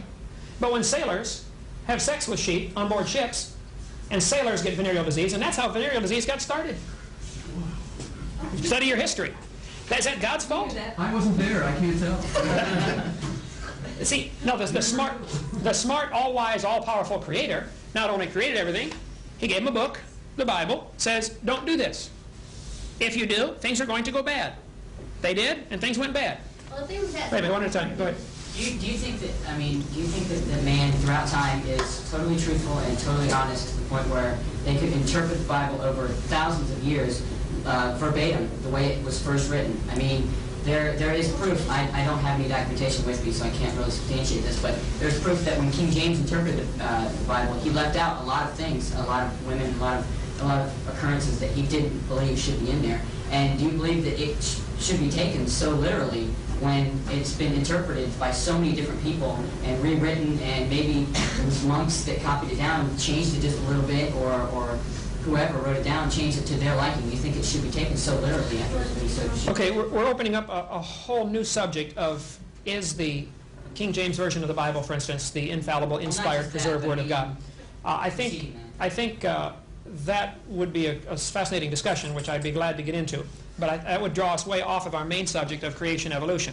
Yes, I think God is not only capable of making this world, He's capable of preserving His Word for us so that we have it today. And I disagree that it's been translated thousands of times. I think the priests that were in charge of keeping the texts were very, very cautious. They would make a copy, and then they would have 5 other people count the words. They'd count it backwards and forward. It had to be an exact copy. It was destroyed. And so eventually the original manuscript was worn out from use, and they would certify some of these copies as exact copies. They counted the letters, they counted the words. These guys, that was a very serious job. They would take a bath and wash out the pen and start fresh before they wrote the word God or Jehovah. They took it that serious. I mean, it was maybe overboard, but so the original text may be gone, but that is really probably to our benefit, because now we have so many thousands of copies that are just precise like the original, and they were carefully certified. And then there's not an original piece of paper for somebody to worship and sell for $50 million a page. Oh, here, kiss this page and you'll go to heaven. I think it's good. The original piece of paper is gone, worn out. Some of the older manuscripts are still around because they were not good as copies, so the people did not use them. There were those shortly after the time of Christ that tried to pervert the manuscripts, tried to make little changes to get their doctrine in there. Well, the church said, forget it, that's useless. I'm not going to use that transcript. And therefore that one survived because it never got used. There are 5,000 or 6,000 copies of the Greek New Testament that are from the Textus Receptus. Yet you go to the Alexandrian manuscripts, there's only a few hundred of those, but they're older than the Textus Receptus. But the reason they're older and the reason they still survived is because the early church fathers knew this is not correct. This has been corrupted. If there is a God and there is a devil, it would be smart for the devil to try to do that very thing, to corrupt God's word, to confuse humanity, to start 50,000 religions and get people confused and distracted. Any war does that. The enemy comes in, they turn the road signs, they blow up bridges, they try to confuse the enemy. I think there's a real God and there's a real devil, and Satan is using tactics of confusion to try to keep people away from the truth. The truth is very simple. The Creator loves you. He wants to save you. He wants to forgive you. And if you'll ask Him, He will. And so I asked Him 25 years ago. And I have evidence that it happened because there has been a great change in my life that could not have happened just by deciding to turn over a new leaf. I can go drink all the alcohol I want. I'm 41. And I do. I drink all I want. I don't want any. And I've never had a drop in my life. Never going to. To me, I really want to please my Creator as I understand His Word. I read the Bible actively and avidly. I memorize large portions of it. I want to do what that book says. I've seen the results in my life. I've seen the results in millions of other people's lives. It's not that I'm better than anybody. I'm a wicked, vile sinner. I deserve God's judgment. But Jesus Christ took it for me. I am going to heaven, but it's not because I'm good or better than anybody else. It's because I'm forgiven. And I would like everybody to be forgiven. You think Jews will go to heaven? I think if a Jew has not accepted Jesus Christ, no, they will not go to heaven. Only Christians then who have accepted. I don't know that I want to use the term, the definition, the label Christian. Only those that have accepted Jesus Christ. There may be people in some heathen pagan society that have asked for God's forgiveness and have no concept of what a Christian is. Sure. The Bible says if you seek after God, God will see to Him that you find Him. There are those who don't want God because they're afraid of some of the rules that go along with an authority. And that's why in the 1800s, this view caught on. Because there was great prosperity. Industrial revolution brought us all kinds of new machines. I mean, people had time on their hands. You don't have to work 6 days to build a shirt. You can do it in 10 minutes now on your loom, you know. Along with prosperity came all kinds of vices and sins. And the 1800s was a time of not only great racism. You know, America still had slavery. Charles Darwin's book came out in 1859. During the 1800s, many of the European nations felt they were superior. And they were colonizing these third world countries. Belgium took over countries, you know, and England took over, you know, the sun never sets on the English Empire. The evolution as a worldview, as a philosophy of life, caught on in the 1800s, not because there was evidence against creation, but because it was a way to justify the cruelty, the suffering. Carnegie and Rockefeller used the theory of evolution to justify their business practices. Standard Oil became a monopoly. Wipe out the competition any way you have to. If there's 10 gas stations, buy 9 and starve the 10th guy out. And then you got a monopoly. We had to have laws. The unions developed in this time period, late 1800s. The trust busters, the monopolies had to be broken up. The philosophy of evolution was driving some of these people. The strongest survive, tooth and claw, struggle for life. Well, let's be the strongest. Read the biographies of these fellows. Capitalism is all it is. Oh, capitalism. The Bible teaches a form of capitalism, but not like we have today. I believe everybody should be able to own their own property and reap the results of their labor. If you don't work, you shouldn't eat. That's God's welfare program. Now, if I make money and I would like to give my money to somebody else, that's my prerogative. But should the government take my money from my labor and give it to somebody who won't labor? That's what the church did. That's what the early church did. Yeah, the whole welfare program ought to be the church operating it, or the Christians, or the individuals. This idea, then we're getting into a whole other subject, but the idea of the philosophy of evolution is a motivating factor for the 1800s. You're not going to understand the historical events of the late 1800s and early 1900s unless you understand the philosophy of these people. When a headhunter is taught as a little boy, now Johnny, if you kill your enemy, cut his head off and eat his brains because then you get his power. There are tribes like that, right? He's going to behave that way because of what he believes. Everybody behaves based on their belief pattern. If you believe, you're going to face God someday.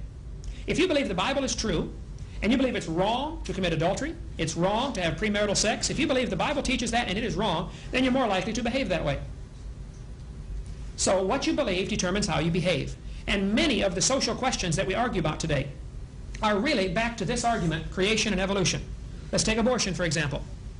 Would abortion be right or wrong? Well, before you answer that, if you believe evolution is the way that we got here, you are more likely to say abortion is fine, it's acceptable means of population control or whatever you want. If you believe there's a creator and a God who creates and gives life, then abortion is obviously murder. So the abortion question is really split down the same lines as the creation-evolution question. So is euthanasia, so is mercy killing. The creationist and evolutionist worldviews are philosophies of life. They really undergird your whole thinking process. Your attitude about many things, your reaction to things is based upon your basic philosophy of life, which is going to be one of these two in some form or another.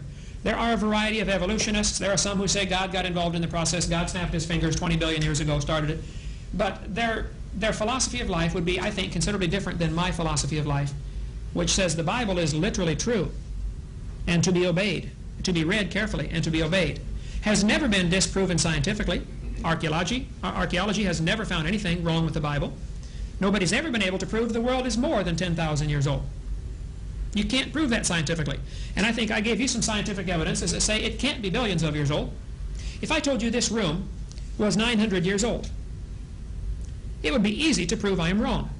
Even though probably none of you saw this room getting built, you could prove it was not 900 years old because there's electricity built into the walls. They didn't have electricity till 100 years ago. So you could then falsify what I said, that the world's that this room is 900 years old. That's easy to falsify. I think it's easy to falsify the time element of evolution. I think it is also easy to falsify the idea that life comes from non-life. Ultimately, the evolutionist has to believe in spontaneous generation in some form or another. There is no way out of that corner. You have to believe that dirt became life at some point. And yet it's never been observed. It's been tried in the laboratory. Last time I was here, one of the students said, well, Mr. Hovind, what would you say if scientists could create life in the laboratory? And I said, that would prove it takes intelligence to make life, which is what the creationist has been saying all along. Even if Miller did make life, and he did not, all he made was a few simple amino acids, and he got some right-handed and some left-handed, an equal number of each, and life is all one way, not both ways. And amino acid is a far cry from life. The analogy, the difference between an amino acid that Miller made, one amino acid, the difference between that and life is many, many orders of magnitude. If I drop toothpicks on the floor, I may accidentally form a letter of the alphabet. That is probably, if I dropped 1,000,000 toothpicks, I would probably make a letter A someplace out of that pile, or a letter Z, or a letter N. What are the chances of me dropping toothpicks and developing an entire word? With all the letters. How many toothpicks and how many times are you going to drop? Let's drop billions of them, and let's drop them billions of times. Is there a chance I will get a word? Yeah, sure. It's less likely than getting a letter. I'll get a lot of letters, but there's very few words. What's the chances of getting a whole sentence? I don't know. We have to do an experiment to find out. We could do that. We could calculate that mathematically. Okay. Now, what's the chances of randomly producing Webster's dictionary? The more complex you get, the less the chance becomes, right? Many folks have calculated the mathematical probability of evolution happening as 0. Unless on very simple words, there's a process of natural selection whereby only the simple words reproduce themselves, and the ones that don't create anything don't reproduce and don't survive. Yeah, but now you got a mysterious outside process acting on it. It's not mysterious. It's proven. You admitted that natural selection exists. Oh yeah. 20 minutes ago. Natural selection exists.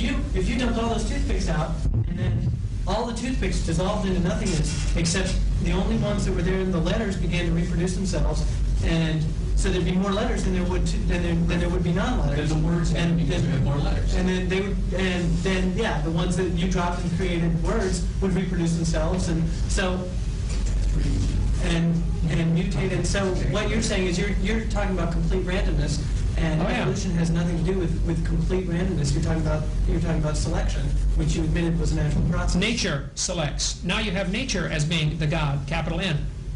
Nature selects. Which is an internal force of the beings. They die because they are not a letter. That is not because something decided that they must die. In the analogy, the letters would also dissolve. The thing that Bishop Wilberforce... So before they dissolve, they would reproduce themselves in roughly the same. Yeah, how are they going to learn to reproduce themselves? I think you've got a lot of hocus pocus here that's unscientific and unprovable. This initial cell... Well, the ones that wouldn't reproduce themselves would dissolve. Sure. Would dissolve. And out of all those toothpicks, you would find one that I don't know, some toothpick. But you can understand my analogy that the probability of developing Webster's dictionary or Encyclopedia Britannica is 0. You can drop them toothpicks forever. It's never going to happen. You can choose which one you want to believe. I would say many people choose this precisely because it avoids a creator and accountability. But there are more beliefs that are accepted within yourself that aren't because of a creator, and they aren't because you believe that there should be something a set of moral standards, not because they're imposed. And I tried to say that. I was accused of, saying everybody's bad who's an evolutionist. I said some people take the evolutionist worldview to a higher plane and say, hey, we're responsible. We better fix this world. That's a good result. There are those who take it to the lower plane, like Hitler and communism and socialism. That's what I meant to say. There are those who take creationism. And I said that. There are those who take it to a higher plane, and there are the Jim Joneses who take it to a lower plane. So they are more equal, So they're equal in probability and in It looked more like a mirror image to me rather than sort of an inverse. Well, than an alternative. I would say probability, mathematics would say this didn't happen. It must have been a creator. It depends on whether you're dealing with finite mathematics or infinite. Hold on, one at a time. Go ahead. It's either finite. It depends on whether you're dealing with finite mathematics or infinite mathematics. Because what's the probability that just A being is surviving on an alternate plane or on a higher plane than we are, that there's just something there to create it. You can't impose mathematics on that. That's why Right. you can't. It's outside the realm of science. So Yep. it's probably a higher, less of a probability than evolution is, because when you try to decide whether there is some being that exists on a different plane than we do that we cannot perceive, that just seems like an easy way to describe why it happened. Well, I think we have enough examples of things that cannot be observed with the human body, but can be observed with instruments, radio waves as an example. That illustrates there are things that cannot be observed with our five senses. We have five senses. They are very limited. Let's take the sense of sight. You can see the color spectrum, red, orange, yellow, green, blue, violet. But there are things beyond our little color spectrum in both directions, right? X-rays, radio waves, microwaves. There are things in the same electromagnetic spectrum that are way beyond the ability of our eye to pick them up, right? Bugs, for instance, see a different part of the spectrum than we do. They can see ultraviolet. We cannot see that. The fact that we cannot see it does not prove it doesn't exist. We may be able to get an instrument to detect it. But the difference being that we don't say that they're just, say, fictional D waves. We just say, okay, these exist. We can't see it. We can't prove it's there, but they exist. That's like saying God exists, but you can't tell. There's no physical way to detect it at all. Yeah, I see what you're saying. Well, the reason we believe if we develop, because But our knowledge of this spectrum expanded when we detected these other waves. Right. We Okay. said, oh, we've run across an Sure. X-ray, let's put it here. We've run across ultraviolet, let's put it here. We didn't just say, it's all there, I know it's there because I believe it's there, and it just happened to be there when we finally well, found it. I would argue that the existence of X-rays was proven theoretically, or was demonstrated theoretically, before it was proven actually. No, that's exactly the inverse. They were discovered accidentally when they generated them from Crookes tubes and they haven't exposed film in them. He was getting X-rays all along and didn't know what they were. Look at Madame Curie. She discovered that Okay, radiation X-rays is a bad example. killed her. She She didn't died, know right. what it X-rays is a bad example, but there are many things. Existence of higher chemicals, for instance, beyond 92, that were predicted before they were seen. Right. Many have still never been seen. They just because there was a link. Sure. They knew that there were existing elements Okay. and there had to be something else. until we develop a prayer meter to detect God speaking to us or us speaking to God. There is no way to detect that. Right. I'm saying it is pure religion. I've admitted it all along. Creationism is a religion. What I want is the evolutionists to admit they have a religion also. They don't know what exploded. They don't know who supplied the energy. They don't know how the life got here from dirt. And they don't know how the life began to all of a sudden be able to reproduce itself. Reproduction is a complex process. DNA is extremely complex. And if you're welcome to think that it happened by chance, but I'm saying we haven't observed it, nobody's been able to duplicate it in the laboratory. Making an amino acid is not making life. But there's no physical existence proving the existence of God either, I agree. except for human. I agree. So my whole argument is the way we're teaching our kids in our grade schools and junior highs and high schools is unconstitutional. We have a state-established religion. The taxpayers are all paying for this view and only this view to be presented. That's unfair, it's not right, and we ought to show both, or if you can think of a third one, then let's show all three. I think if the kids are smart enough to know, somebody says, well, which brand of creation? Do you think the world came on the back of a giant duck that flew down here from some planet? Well, the kids could see that's dumb. But if you want to teach that, then let's teach that. If there's 30 different varieties of creation accounts, well, then teach all 30. Why have we only included this one? The textbooks will say, second grade books. I got one packed away, but I got second grade book. Boys and girls, dinosaurs roamed the earth 70 million years ago. It'll say that like it's a fact in the second grade books. Okay? What about the second grade books? It should say scientists believe that. Yeah, It should say, one theory is that dinosaurs roamed the earth millions of years ago. Another theory, which more than half of the U.S. population believes, More than half of the people believe that dinosaurs did not roam the earth millions of years ago, that they've always been with man, and there may be a few still around. But the population is, I mean, that doesn't make it so. Believing does not make it so. I agree for evolution also. That's right. So why do we only teach this? Why does the second grade book say dinosaurs roamed the earth 70 million years ago when it may indeed not be true? But don't you think that they should be taught two different subjects instead of in the same classroom? I think evolution is not part of science. This is part of a philosophy. But it's been stirred in with science to the point where people think it belongs there. And the same analogy could be made where beer is always advertised at football games. Right? Beer has nothing to do with football. Show me what beer has to do with football. Or any sporting event. We'd be in real trouble. We'd be in real trouble if we limited ourselves to teaching only those things that we knew everything about.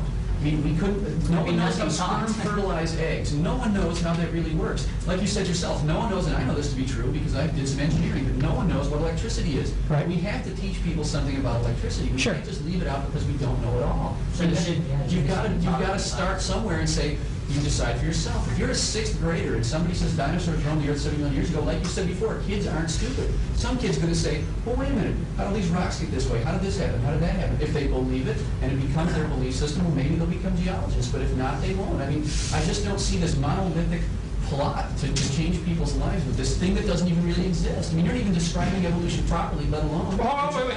What have I described about evolution that is improper? You're claiming that it has this coherent view. You get three evolutionists in a room at any one time, and you'll have three different theories of evolution. Yeah, and they each can prove the other two are wrong. Well, that's right. So there is no monolithic view where they all say this or they all say that or all secondary books say dinosaurs. Oh, yeah, you get three Christians in a room, too. The only one that's right is me. Now, that's been proven over and over. Okay. You know, that's my only problem.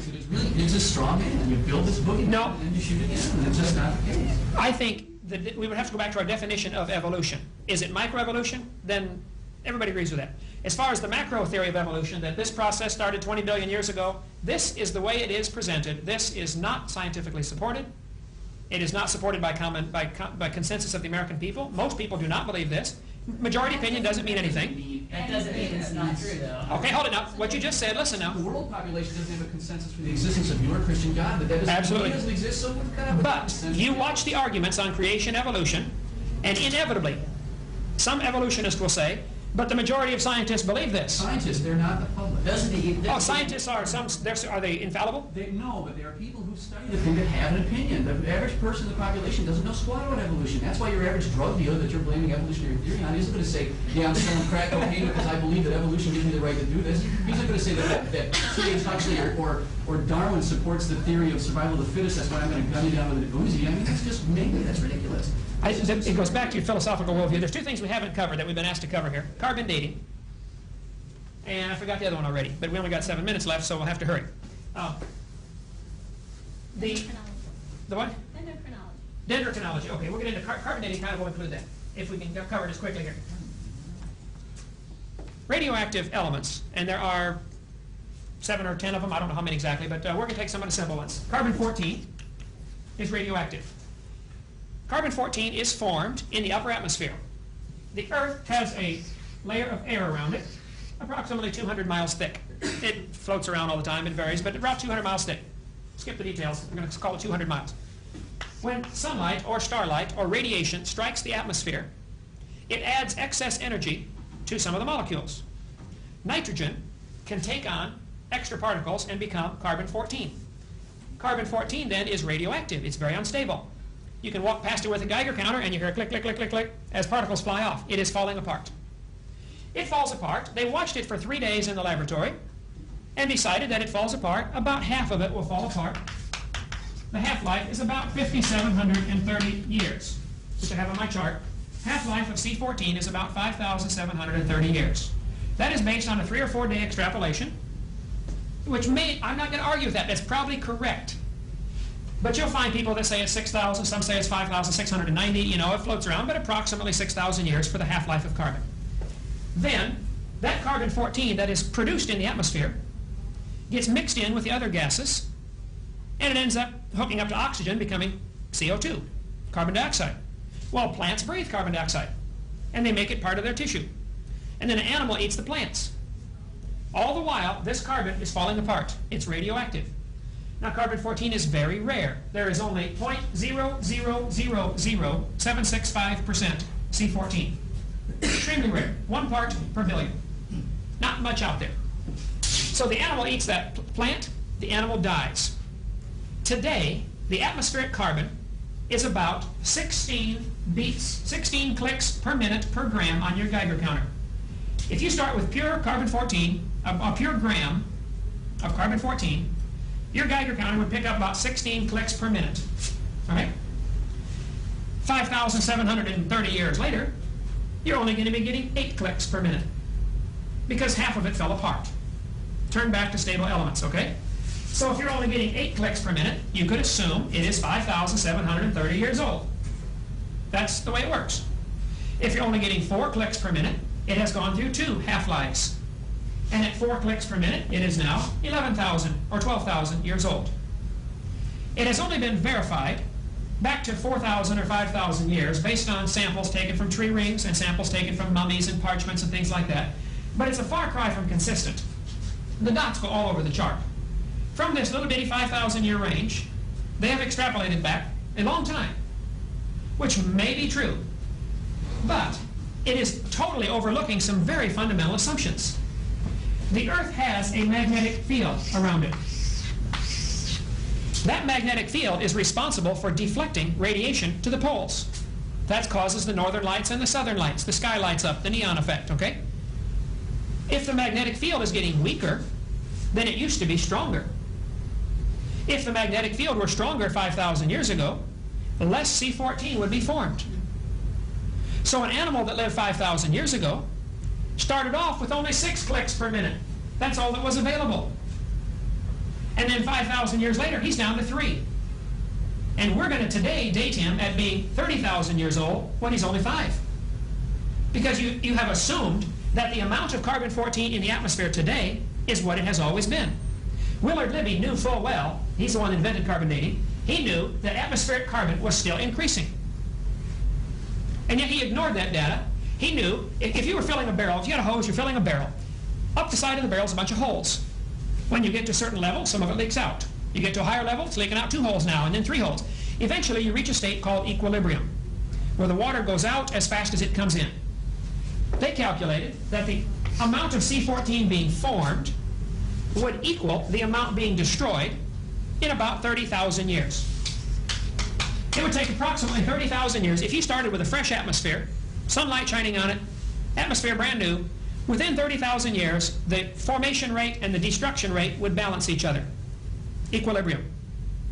Every time C14 has been tested in the upper atmosphere, it is found to be increasing. Many folks that study this will say, we are only 1/3 of the way to equilibrium. The atmosphere still isn't equalized. The creationist would say, yeah, that's because it's less than 10,000 years old, which is what we've been saying all along. Carbon dating is very much in favor of creationism, young Earth. The fact that it is still increasing in the atmosphere says we're right. It's not billions of years old. And to date an animal with carbon dating is to assume the uniformitarian process has been going on for billions of years, it's been equalized, and that simply is a false assumption. It is not true. So what they've done, they've developed 6 other rulers they can use. Because carbon has a half-life of 5,700 years, it's only good for dating objects that are up to 50,000 years old. Therefore, they picked uranium-235. It has a half-life of 713 million years. Yeah, much longer. So if I took this dinosaur bone to any university, USA, and said, would you please carbon date this? They would say, we couldn't do it, even if it has carbon. Because carbon won't give an old enough number. All of the dating methods, be they carbon, potassium, argon, uranium, lead, rubidium, strontium, all of them are based on the assumption that the geologic column is already correct. The geologic column was developed in the 1830s, long before any radiometric dating was even thought of. The geologic column divides Earth up into these different layers. If a bone is found in this layer, it is predetermined that it's going to be about 70 million years old. So which of the dating methods they use, carbon-14, potassium argon, uranium-235, uranium-238, they will decide which method to use based on how old they think it is. They've already decided the range that's right. Even if it contains carbon, they will not carbon date a dinosaur bone. Dinosaur bones have been found that are not even fossilized. They're still bone. That would fit the creationist worldview. After the flood, things would fossilize at different rates. In a coal mine in Australia, a petrified hat was found, dropped by a coal miner. I've seen petrified firewood, chop marks on the end. Like I held one in my hand 3 weeks ago, a guy in Alabama. Wood can fossilize in 20 or 30 years. Petrified fence posts have been found, put in by farmers in Iowa. I saw part of a petrified pallet from a pallet shop. A mudslide covered it up 30 years ago. Fossilized in 30 years. It depends on the conditions. If it's in dry, sandy soil, it may never fossilize. So the fossilization rate is very predictable based on the flood. But all of the dating methods are based on the faulty assumption that the geologic column is correct. And it's a hoax. But this is the Bible to the evolutionist. This is their Bible. Everything must match the geologic column. If I talk somebody into carbon dating this, it would give a date of 10 or 15 or 20,000 years. They would not accept that date because it doesn't fit the preconceived idea. They would select which method to use based on their first assumption. And then if they tested it with uranium and found it to be only 10 million years old, that would be rejected because it doesn't fit the geologic column. They may have to test the sample 10 times to get a number that fits their pattern. 19,000 out of 21,000 carbon dates were rejected because they were called extraneous dates. They didn't fit the pattern. Those of you that believe, though you can prove the world's billions of years old by carbon dating, do not understand carbon dating. I do debates at universities all the time. The professors will always say, yep, he's right. We can't prove the age of anything by any dating method. It's all circular reasoning based on assumptions. All the assumptions are listed on this page. 7 assumptions. I only covered 2. Any one of them would discredit it. It's not useless. I mean, it's a neat tool to use for some things. If you already know the approximate age, it's not useless, but it's overblown. You can't prove this world's billions of years old. Our time is up. This has been great. Any questions? I will send you a book. Thank you so much for having me. Thank you very much. Oh, thank you. We hope you've enjoyed watching this debate on the topic of creation evolution. This is not just an academic subject. If the creation story is right and God created this world, then we better do what God says. And if you're watching this tape and you're not a Christian, God loves you. He wants you to come to heaven. But He hates your sin. He hates my sin. He won't tolerate any sin in heaven. Since He created the world and He designed it and He owns it, He makes the rules. And His rule is no sin in heaven. Well, we're all sinners, which means we all deserve to go to hell. But Jesus Christ, God Himself in the flesh, died on the cross to pay for your sins and my sins. On February 9th, 1969, I prayed and said, Lord, I'm a sinner. Would you please forgive me and save me? And on that day, I got born again into God's family. You can be born again. All you need to do is admit you're a sinner. Admit that you deserve to go to hell. Call upon Jesus Christ to forgive you and save you. He's the only one who can, and He wants to so badly if you'll just ask Him. If you're not sure you're going to heaven, ask the Lord to save you right now. You could just pray a simple prayer like I prayed back in 1969. I just said, Lord, I'm a sinner. Would you please forgive me and save me right now? If you do that, today will be your spiritual birthday. The Bible says you must be born again in John chapter 3. In John chapter 1, it says you get born again, you become a son of God by receiving Him. When you receive Jesus Christ, you receive His gift that He died on the cross for you, and you receive that for your sins. That's the day you get born into God's family. You become God's child. We have lots of material in our ministry designed to help strengthen your faith in the Word of God and help you grow as a Christian. If you'd like to call or write our office, we'd be glad to send you a catalog. You can get on our website and get lots of information. If you'd like to schedule a debate, I'd be honored to come. Just get my itinerary off my website and find out when I will be in your area. And I'll be glad to come speak at a college, speak at a university, speak at a debate, represent the creation side against as many professors as want to get together. We'll take on 10 at a time. That doesn't matter. You see, God's right and evolution is wrong. It's pretty simple. Thank you so much. Please don't hesitate to call us if we can be any help. Do you want to know more about how to combat the godless theory of evolution?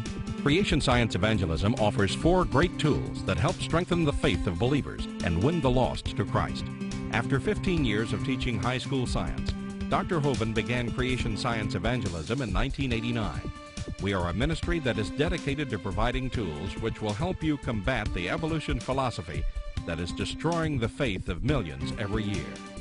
The first tool Creation Science offers is their powerful, life-changing video series. Over the last 12 years, well over 1 million videotapes of Dr. Hovind's seminar have circled the globe. They are reaping a harvest of souls for the kingdom of Christ, as well as helping restore the faith of many thousands confused by the evolution propaganda to which they've been subjected. These videos are available in English, Russian, French, Spanish, Japanese, and sign language. The Age of the Earth, first of the 7-part series, teaches that God created the universe about 6,000 years ago in 6 literal days. Could this be true?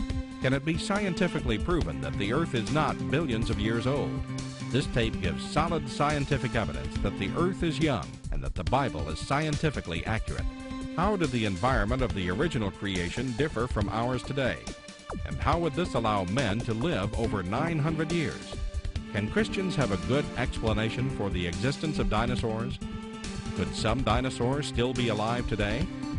These and many more questions are covered in the 2nd and 3rd part of the series. Evolution has permeated public school textbooks with false and fraudulent information. This video exposes nearly 30 lies commonly found in textbooks. Every public school student, teacher, and school board member needs to watch part 4 of this series. Find out if you have been lied to in your textbooks. Discover the terrible difference evolutionary beliefs have made in the past as well as in recent history in our video number 5. Dictators throughout time have used their evolution-based philosophies to rationalize their brutal actions. Learn how evolution propaganda is being used today to prepare people for the New World Order. This is just a taste of all the information the 17-hour seminar series has to offer. Also available are college courses that expand on the seminars in great detail. For those who can handle a more confrontational atmosphere, our debate series is just for you. I said, now, Mr. Patterson, if you think the tailbone is vestigial, I, Kent Hovind, will pay to have yours removed. Dr. Hovind has debated a wide range of atheists and evolutionists all over the country. And you're sure to find these 12 debates very exciting. These would be perfect to present to that scientifically minded person who likes to argue their point. Our topical series includes exciting topics like why evolution is stupid, public school presentation, children's video about dinosaurs, the Bible and health, Leviathan, the fire-breathing dragon, and many more. Creation science also offers a variety of visuals, like the longevity chart, which presents the entire lineage of Adam to Joseph as given in Genesis. It's exciting to see exactly how many generations were alive at the same time. Hundreds of books on a variety of subjects, videos on incredible creatures that defy evolution, t-shirts, fossils, and more. Make Creation Science Evangelism the one-stop shopping center for your creation material needs. Our 2 websites, www.drdino.com and www.dinosauradventureland.com, provide our second tool for evangelism. DrDino.com is packed with lots of information, from charts and graphs to articles and frequently asked questions. This is also where you will find more information on all of the products CSE has to offer. Dinosauradventureland.com is great for the kids. They can play lots of fun games and see unusual rides and activities located at Dinosaur Adventureland in Pensacola, Florida. Thousands visit our sites regularly to gain insight into God's creation. The third tool available to you is the live seminars conducted by Dr. Hovind and his son Eric. Since 1989, Dr. Hovind has held seminars and debates in hundreds of churches, schools, and universities in 49 states and 30 foreign countries. His fast-paced, illustrated seminars cover diverse topics, such as evidence for a young Earth, how long Adam lived, dinosaurs living with man, where races came from, radiometric dating, and much more. Our fourth tool is the new, exciting Dinosaur Adventureland. Many thousands have come from all across America to visit our museum, creation bookstore, science center, and theme park, where God gets the glory for science. Our unusual swings, rides, and activities each have a science lesson as well as a spiritual lesson. Captivate everyone from age 4 to 94.